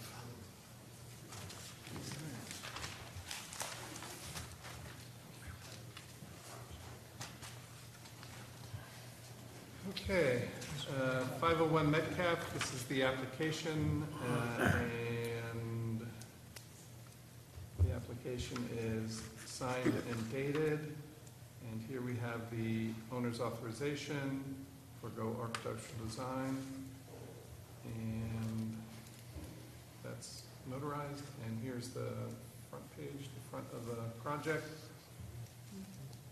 And since the design review meeting, the applicants have decided to not replace the front sidewalk, but to actually reset the existing tiles. So that is just a repair project, so it's no longer part of this, it's no longer needs COA approval. So it's no longer part of the application. And then we see the other photographs are the backyard, the back elevation, the rear elevation views of the back of the house, and on the right-hand side is the backyard. And it shows the existing tree that's there, right? Now, the site plan shows no longer includes the front walkway out from the porch to the sidewalk, but does include the walkway from that sidewalk out up to the side porch. And if you might remember, the previous application during design review had a parking area out front. They've removed that from the application. So towards the back, where most of the work will be happening, is the removal and then replacement of the screened-in porch with a larger screened-in porch, this large square area, and then an extension of the existing deck out to farther so that you can walk directly from one to the other through the doorway there. And there's the stairs from the old deck are removed, and new stairs are provided down to the ground here. And there is a new brick paver walkway over to the shed. And these are the plans for that. The demolition is on the left, removing the various parts, and then the new on the right. So 4 elevations, 2 at the top are demolition, so to remove the existing pieces from both the back and the side, and then the new proposals are here on the bottom. So here we have the primary thing is the new addition, the new expanded or enlarged screen porch. It has a low sloping metal roof and has some wood trellis between the brick piers. And then the deck now has a railing, whereas before it had no railing. Oh, I guess it had like an open railing. This one has railing with balusters. And then you can see all that from the side as well. Pretty much the same. The hip roof does have a ridge. And then it does wrap slightly around the house to pick up where the previous roof had been covering as well. And then on this elevation, you see the railing and the balusters and the steps and the foundation. And, and of course all the screening. And I'm guessing we're going to be asking them to change the screening to behind the handrail, or behind the railing on this one as well. All right. So there was some history about the glazed tiles, which is great. And then a Sanborn map excerpt showing the house in the subject property is the one in the upper right next to the number 10. And it shows the front porch, and then it shows that there had been a 1-story L on the back and a screen or a porch, a 2-story porch on this corner. That's what the number 2 represents. But with a 1-story L, fully enclosed piece of the building on the left. And then there was also a 1-story porch breezeway, apparently, to another structure at the back that's been cut off here.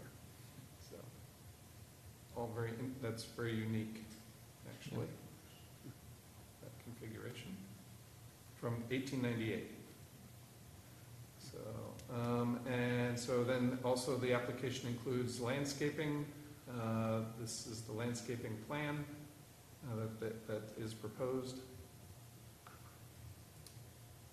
And I think we discussed that a little bit at the design review. And here's the landscaping planting list. All right.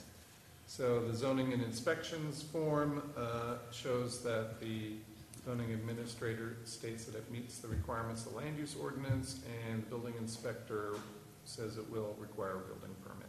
And then we're ready with our recommendations after you. Okay. Comments, sir?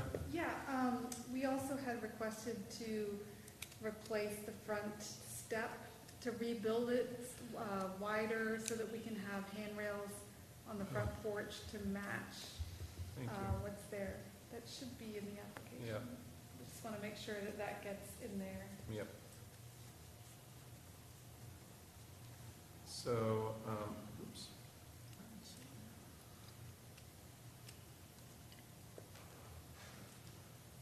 Rebuild brick steps, here it says. So I missed that. Now, you mentioned a handrail though as well? Yeah, I think the page before that just called it out on the photographs as well. Because right now there's a metal railing at the front porch, and the steps are not wide enough to be able to get to the column to attach a handrail to the column. So they want to widen those steps and then, you know, match the handrail and pickets on the front as a handrail coming down. And that should be worded in the application as well.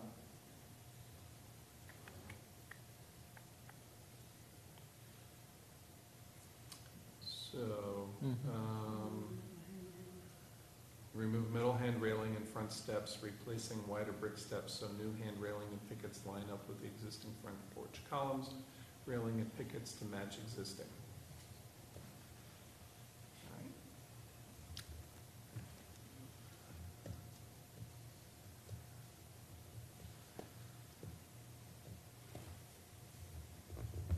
Are the new hand railings gonna be wooden to match the pickets on the front?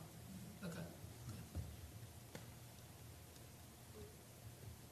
Any opponents or proponents who are, none? Okay. All right. You have to come to the microphone, please. And you live somewhere in proximity to Yeah, this? down the street. Okay. On New Street. Again, Tracy Fritchie, 620 New Street. I was just curious about the size of the porch, so that's twice as big as the screen porch. I can't tell from sitting back here. Just the size of the proposed screen porch. Is that a question? That's a question, yeah. Okay. The answer is yes. So it's twice. And that fits in with the size of the backyard? That's okay, size-wise?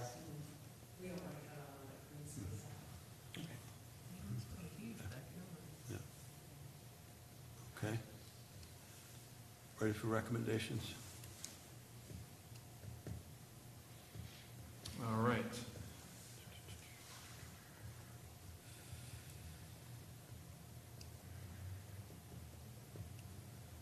Okay, so this is for the applicants Mark and Patricia Connard, thank you. Go Architectural Design, and the address is 501 Metcalf Street. The historic property name is the George H. Roberts House, circa 1874 to 1875. Is contributing structure, and the inventory description from 1988 is 2 stories, 2 bays wide, bracketed cornice, gable front roof with highly original sawn barge boards. Sandbeck actually had quite a bit of things, but nothing regarding the rear of the house. So 501 Metcalf Street, to include replacing the screened porch, enlarging the rear deck, new walkway and new landscaping, and new front steps and handrails, all in the primary and secondary AVCs.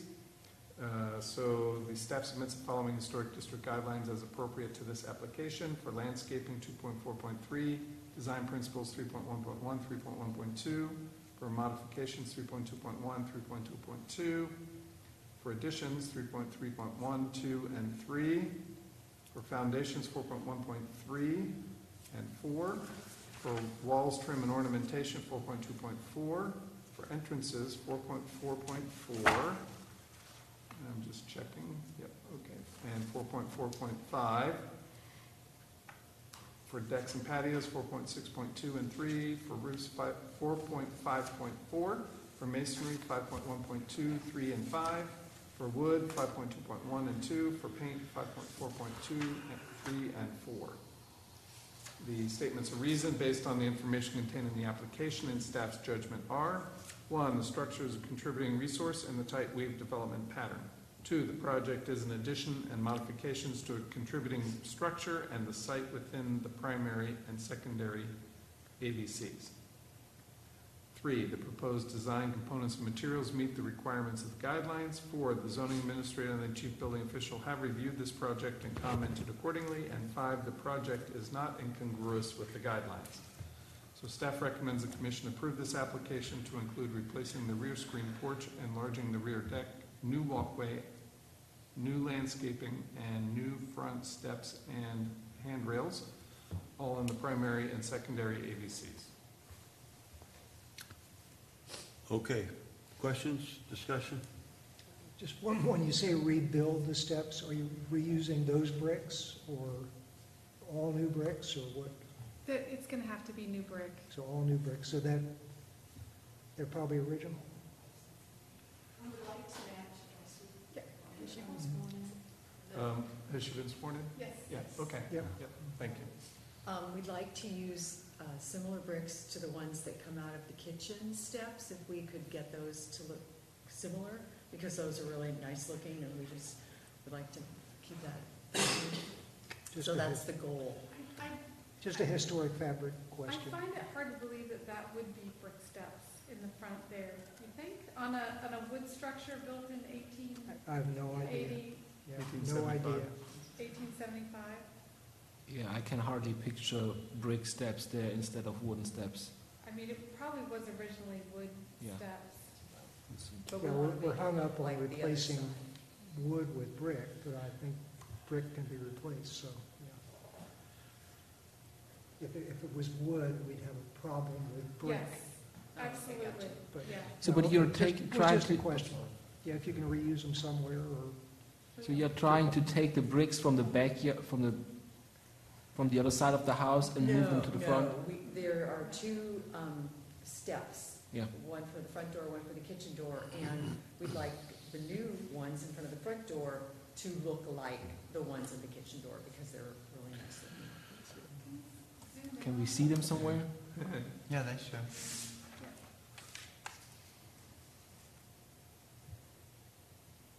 Because I don't believe the brick of the steps matches the foundation of the porch, does Here. it? It's a little bit pixelated, It's a but little bit different, that's got, like a whitewash look to it. So we like it over there as well. Is that there to the right, the kitchen door? Yeah. So that's what like the other steps look like. Maybe we can get something that matches the front porch foundations. Yes, I don't have a better picture of it, but I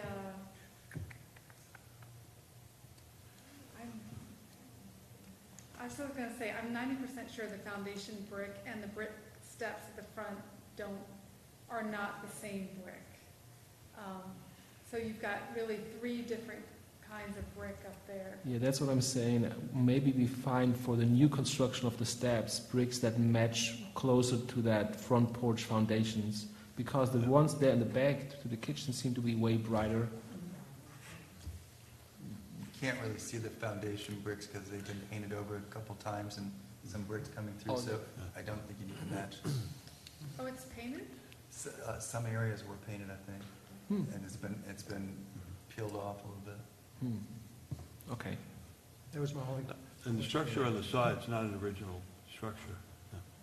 Right. no. So not to digress, but while we're here, our new rails on either side of the steps are to match existing. Yes. And so we've got nice turn balusters, looks like a nice wide rail. Any thought about the post, the newel post down at the bottom of the steps? I assume that's going to be something similar to the bottom half of that column? To the column, yes. You're going to keep the pavers to the front? Yes. So you're going to match those to the side? Well, and that's why originally we were going to take it out and put it somewhere else, Yep. but those are the glazed bricks. Yep. And so I'm not sure that it's possible to get Right, glazed bricks. and with 2 people living in the house, we have differing opinions And, No. and I know we're getting approval for it, but I'm not necessarily keen on that second little walkway. I like the green space. That's it. But what we had asked for in the application was a brick paver, and that's what we showed in Mhm. photos. Yeah, So that's- that, instead of the glazed, tile. We want to keep the glazed tile, but have it repaved, put in so it's flat, because it's a little bit bumpy now. And then that other little arm that's coming off is subject to debate every other week.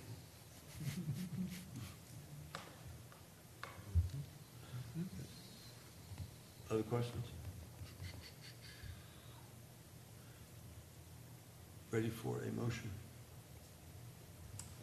Okay, Mr. Chairman, I move we find the application for an 501 Metcalf Street to be not incongruous with the New Bern's Code of Ordinance, section 15411 to 15429, and New Bern's Historic District guidelines based on the following specific guidelines and findings of fact.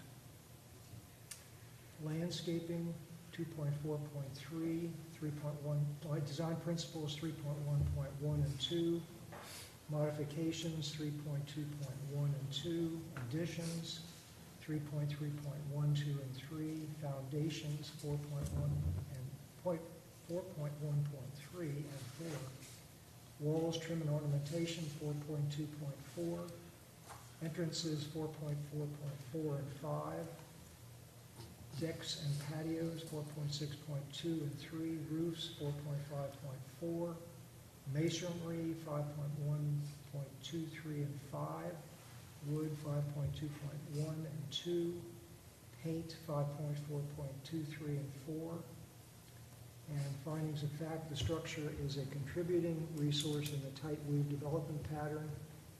The project is an addition and modification to a contributing structure, and the site is within the primary and secondary AVCs. The proposed design components and materials meet the requirements of the guidelines, and the zoning administrator and chief building official have reviewed the project and commented accordingly. The project is not incongruous with the guidelines. Okay, is there a second? Second. Moved and seconded, we approve the project. All in favor, state aye. Aye. Opposed? Hearing none, it's approved. Motion to issue the COA. So moved. Second. Moved and seconded, we issue the COA. All in favor, state aye. Aye. Opposed? Hearing none, COAs be issued.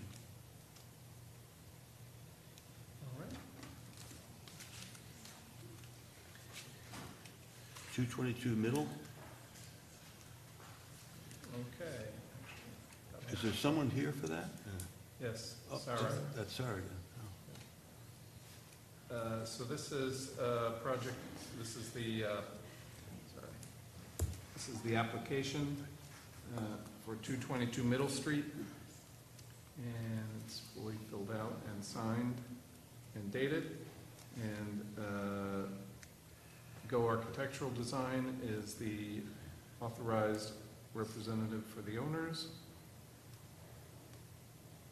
Here's the first page of the drawings. Don't remember if we actually see that again. The section through the building is kind of helpful. The project only entails the second floor of this, plus a doorway at the first floor at the rear to access the stairway, the existing stairway to the second floor. And then we see dashed line here for one window and two dashed lines for two more windows. Those are to be added. And at the back of the building, this is maybe the existing door, there'll be a new door added as well. But we'll see that in more detail in a minute, but that was to orient you to the project.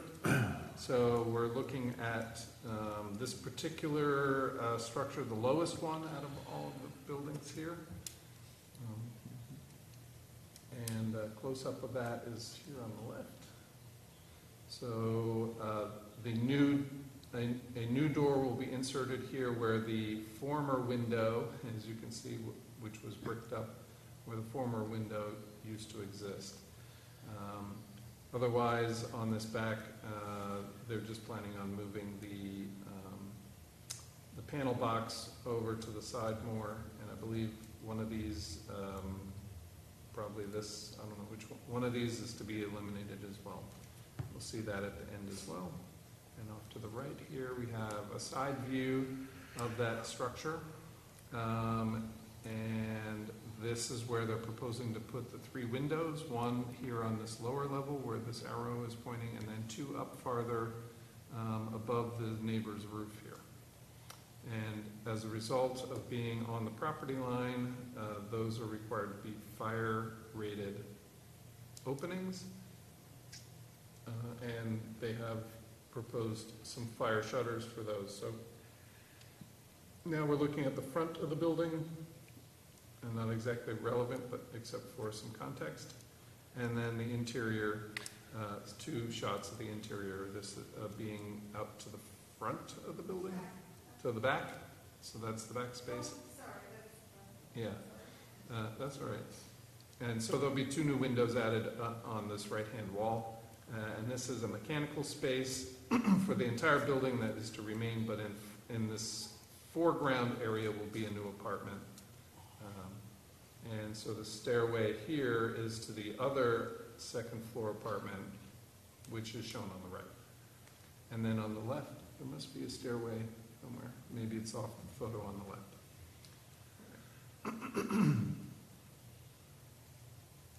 It goes down to the first floor. So here are the larger floor plans. So the second floor is currently the stairway comes up from below, and then that's that small little stairway going up to the upper area, and these are the window openings that are to be cut in the upper one, and then there's the lower upper one on the left. So, and the first floor is not changed at all except for the addition of the new doorway where that window was. So luckily the stairway aligned with that location. All right, and so here's some a little more dimensions and some egress opening requirements shown for those windows. Here's the floor plan. So here you can see those small little steps are to be replaced with larger ones, but this is just to let you show that there's the one apartment on the lower level, and this is that mechanical area that I was mentioning. And then the upper one is to be one large apartment up above. And these show then the relevant part of the application, the one window on this wall here and the 2 windows along that wall. 2-hour rated fire shutter. And then down on the first floor is the new door, and then they'll be closing off the former walkway through the wall to the stairway from the existing doorway. So there'll be 2 doorways next to each other, but only one goes upstairs and one stays downstairs.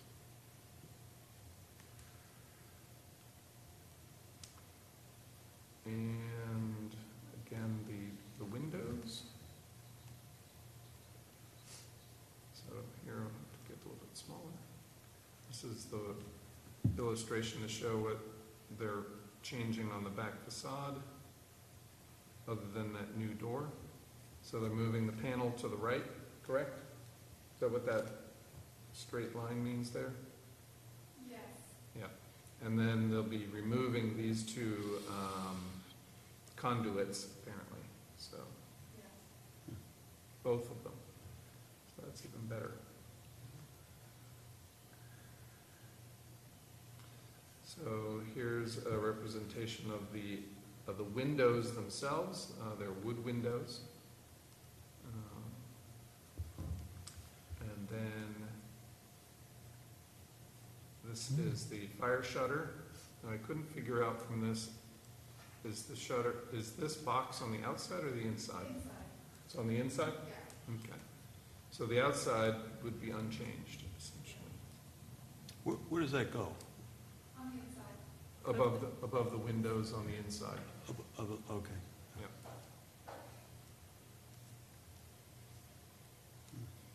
And then lastly is the new door shown here as a fiberglass pre-hung front door. It has one window in it and paneled. So, then that ends the applicant's information, and we have then the zoning and inspection form where the zoning administrator indicates it meets the requirements of the land use ordinance, and the building inspector says it will require a building permit. So then we're ready with our recommendations. Okay. Any proponents or opponents? Oh, you want to Sorry, talk? I do just want to add, we were requesting to replace that existing metal door with the new door, so that both doors would match on the back. So what are you requesting the new one to be? Fiberglass. The one, I mean, it can be metal, if they both have to be metal, we can get that door in metal instead of fiberglass, it doesn't matter, but the one there now is the metal door, so we just want both doors to match. Oh, in appearance. Yeah. But the material of the existing one is metal. Yes. Okay. And they're both going to be metal? Not yet proposed. Not yet. We proposed fiberglass, but if I guess It's not. it has to be metal. Yeah. Okay, It can't be fiberglass at least. then they will both be, we can get that door in metal. Yeah. Okay. As amended.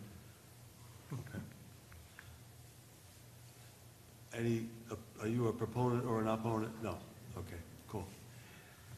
Recommendations? All right.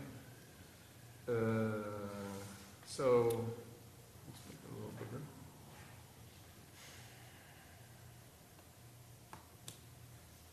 That good? All right. This is the application for Keith Jenkins and Go Architectural Design for 222 Middle Street. The historic property name is the Windley Building, circa 1885. It is a contributing structure. The National Register inventory description is 220 to 222 Middle Street, 2 stories brick, 4 bays wide, with segmentally arched windows and hoods in the upper story. Outstanding patterned and corbelled cornice. We did see that in those photographs of the front. Sandbeck description, there was nothing relevant to the rear or side walls. So for 222 Middle Street, the project is to include 3 new windows and 1 new door, and some revisions to the utility equipment, all in the secondary and tertiary AVCs. Staff submits the following historic district guidelines as appropriate to this application. For design principles, 3.1.2. For modifications, 3.2.1. For windows, doors, and openings, 4.3.1, 2, and 3. For masonry, 5.1.1. And for paint, 5.4.2, 3, and 4. Statements of reason based on the information contained in the application and staff's judgment are: 1, the structure is a contributing resource in the dense fabric development pattern. 2, the project is for the addition of 3 new windows and 1 new door, and 1 new door, 3 new windows, 1 new door. And replacing the other door.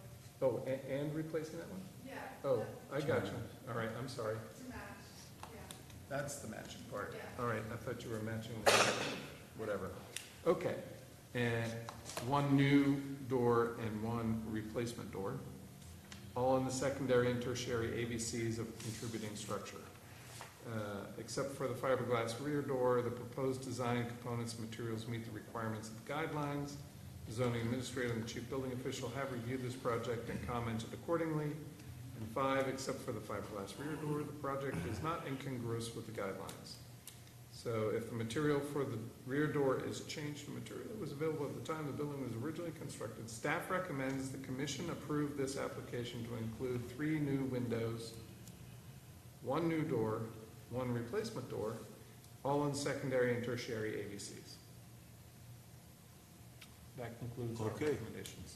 All right, any questions, concerns? Hearing none, we're ready for a recommendation which would include the necessity for the doors to be metal. Mr. Chairman, I move that we find the application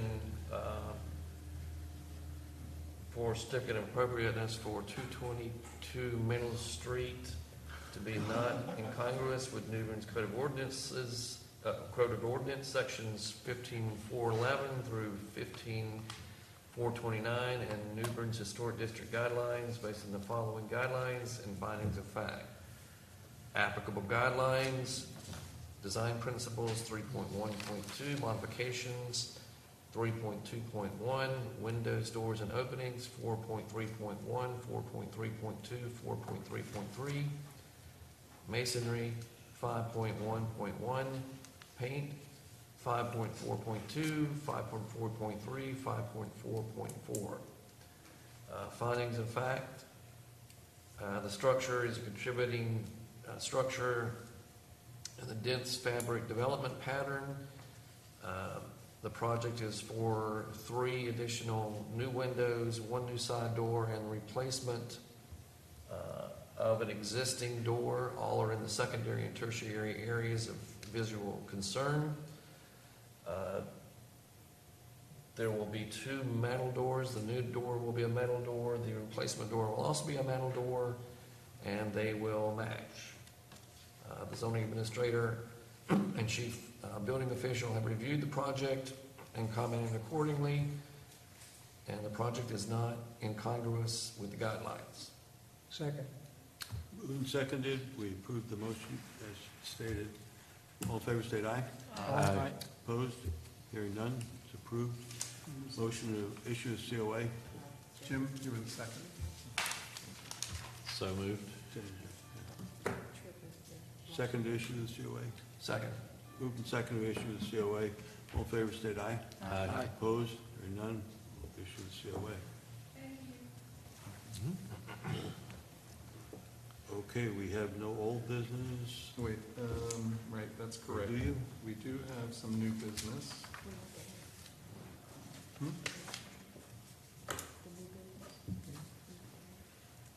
Oh, I thought you just did it. Is that- Oh, right, we need public comment, sorry. What do you have?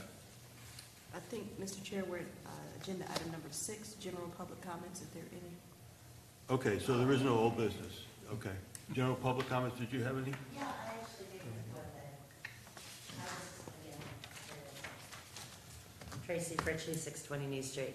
So, in a plan, it shouldn't have been done already when someone proposes something, right? I mean, like plantings have not been approved, but they are All the planted. changes should be approved in advance. Right, so that's just saying that plantings have been done without that approval. So I think thought we it had to say, be. we say major landscaping, I believe. Yes. You know, if somebody puts an Like- azalea bush in, is not a Yeah, but all the way around the front of the house. major, yeah. No, so, and sometimes applicants are found out that they've done work, and then they come and do an application after the fact. That does And happen they didn't sometimes. realize they So had to do it before. essentially, people are doing work at the risk, at their own risk of not getting approved. And having to take it out. Correct. If not approved. Or changed, right. Gotcha. Okay. Thank you all. Have a good night. Thank you. Thank you. If I could Okay. just make a comment, more general public. Starting Saturday, the New Bern Historical Society has its 100th anniversary exhibit at Tryon Palace in the Duffy Gallery. And you will not believe how fantastic it has turned out. We had to design, I'm on the board, we had a design firm from Raleigh, and they just did done far beyond our expectation. When you walk in, you'll see it. So I encourage you to go. It's there till January. Oh, And it's free, there's no charge to see our exhibit. And where is it? In the History Center? Duffy Gallery, the one down towards Lawson's Landing or whatever it is now, on the left. That's the gift shop. in the History Center. Yep, Yeah, History Center. yeah, yeah. Thank you. Okay. Where am I at? Public comment, new business. Anything significant in your report that you want to talk about? So, new business, yes. We have, in the prevention of demolition by neglect work group, we have issued letters regarding 3 properties on C Street. 2 of the property, one owner for 2 of the properties has responded to us and is working with us. The third one, however, has not responded. And so the next step in the process is we are to bring that to the HPC and get the HPC to determine if we should continue to proceed with that project, which involves in the next step or 2 calling the person in for a hearing and things like that. So this is the complaint form that was filed by me for this property, 508 C Street. The owner's name is K&S Home Designs, and the standards violated are listed here by number, and they're shown on the back or on the next page. And so, let's see, 1, 3, 6, 7, 8, 10. So here's the list. 1 is deterioration of any exterior features so as to create or permit the creation of any hazardous or unsafe conditions to life, health, or other property.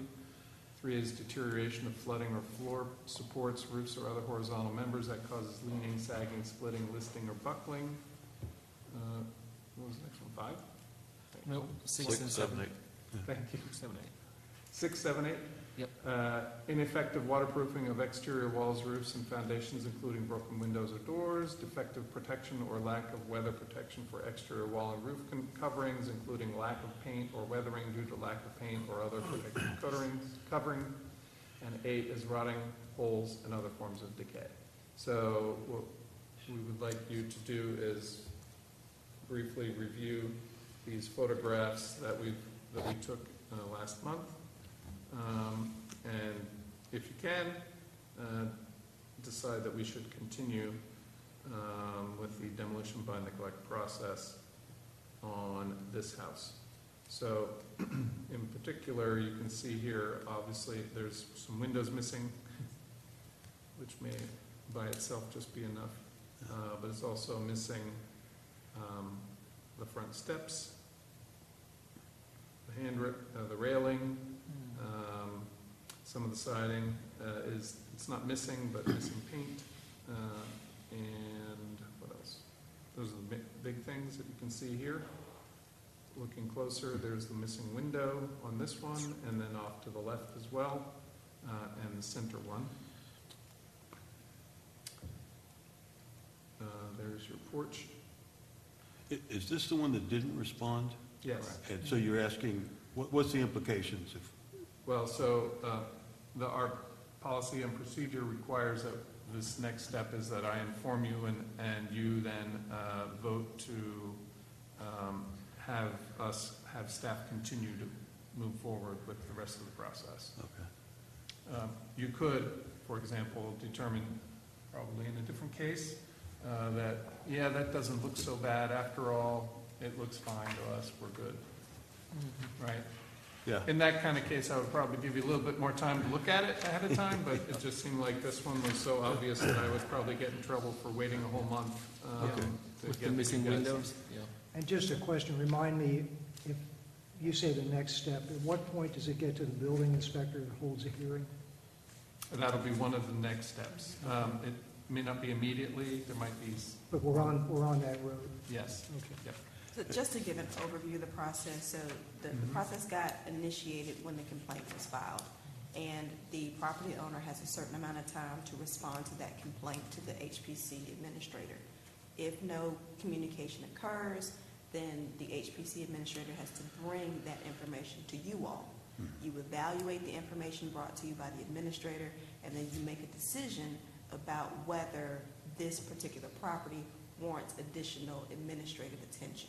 Yep. So if you give that directive to the HPC administrator, then he's going to file a petition with the chief building inspector listing the defects. This property will go on your demolition by neglect list, and the administrator will maintain a file about this property. The chief building inspector will then perform a formal inspection of the property, and then that information will subsequently be brought back to you all. Okay. Thank you, glad you're here. Yeah. So I would entertain a motion that we authorize Matt to continue with the process Second. regarding, which one was it? 508 508 C Street. C Street. Well, so, I mean, I'm looking at the rules of procedure, we're up to step 5, which is HBC decides whether to move forward or not. If the HBC decides to take further action, we're petitioning the chief building inspector to do his part. Right. Which means he has to hold a hearing. Yeah. And at that point, it's in his hands to work out with the property owner what to do next. Not if they want to do it, but they have to do it. Yeah. That's what the hearing is with the chief building inspector. It's officially in his hands, but we end up doing the work for him. Yeah. Yeah. It's- Okay. I move that we petition the chief building inspector to continue the prevention of demolition by neglect process for 508 C Street. Second. Moved and seconded. All in favor, state aye. Aye. Opposed? Hearing none. That, the flow chart, we've talked extensively in the change committee. It would be good, maybe at the next design review, if we let everybody see what that looks like. So that does bring us to, later on, we'll want to know what you want to do as your training for that design review. We could perhaps do something like that. Yeah. I think we have discussed also chapter 1 is another option. I think the design review for that would be very timely. Let's do that in the next meeting. All right. I think, and the rest of the photographs are just from a year earlier, so. Let's see. All right, I think we're ready for the next step. That's it on that one, on new business? Okay. Are you done your report? Well, that wasn't my report, that was new your report, business. okay. Any comments from commissioners? Hearing none, meeting adjourned. Oh, motion to adjourn? Yes.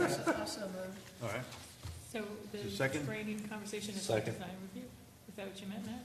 Yeah, we could, I would like to make sure we determine what we're gonna have for our training, and you decided to do the demolition by neglect Yes. process Yep. as for training? Okay. Yep. Thank you. Okay. So the meeting coming up in Wilmington, I just wanted to mention, it's nothing for the record, but this. We're still on the record. I'm sorry. We haven't Still adjourned on. yet, so All right. one Turn second. it off. After we adjourn, can we please wait around for a second for, Okay. Secret meeting. Is- Motion on the floor, There's a motion moved on and the floor. seconded, we adjourn. All in favor, state aye. Aye. Opposed? Okay, we're adjourned. We're going to stay here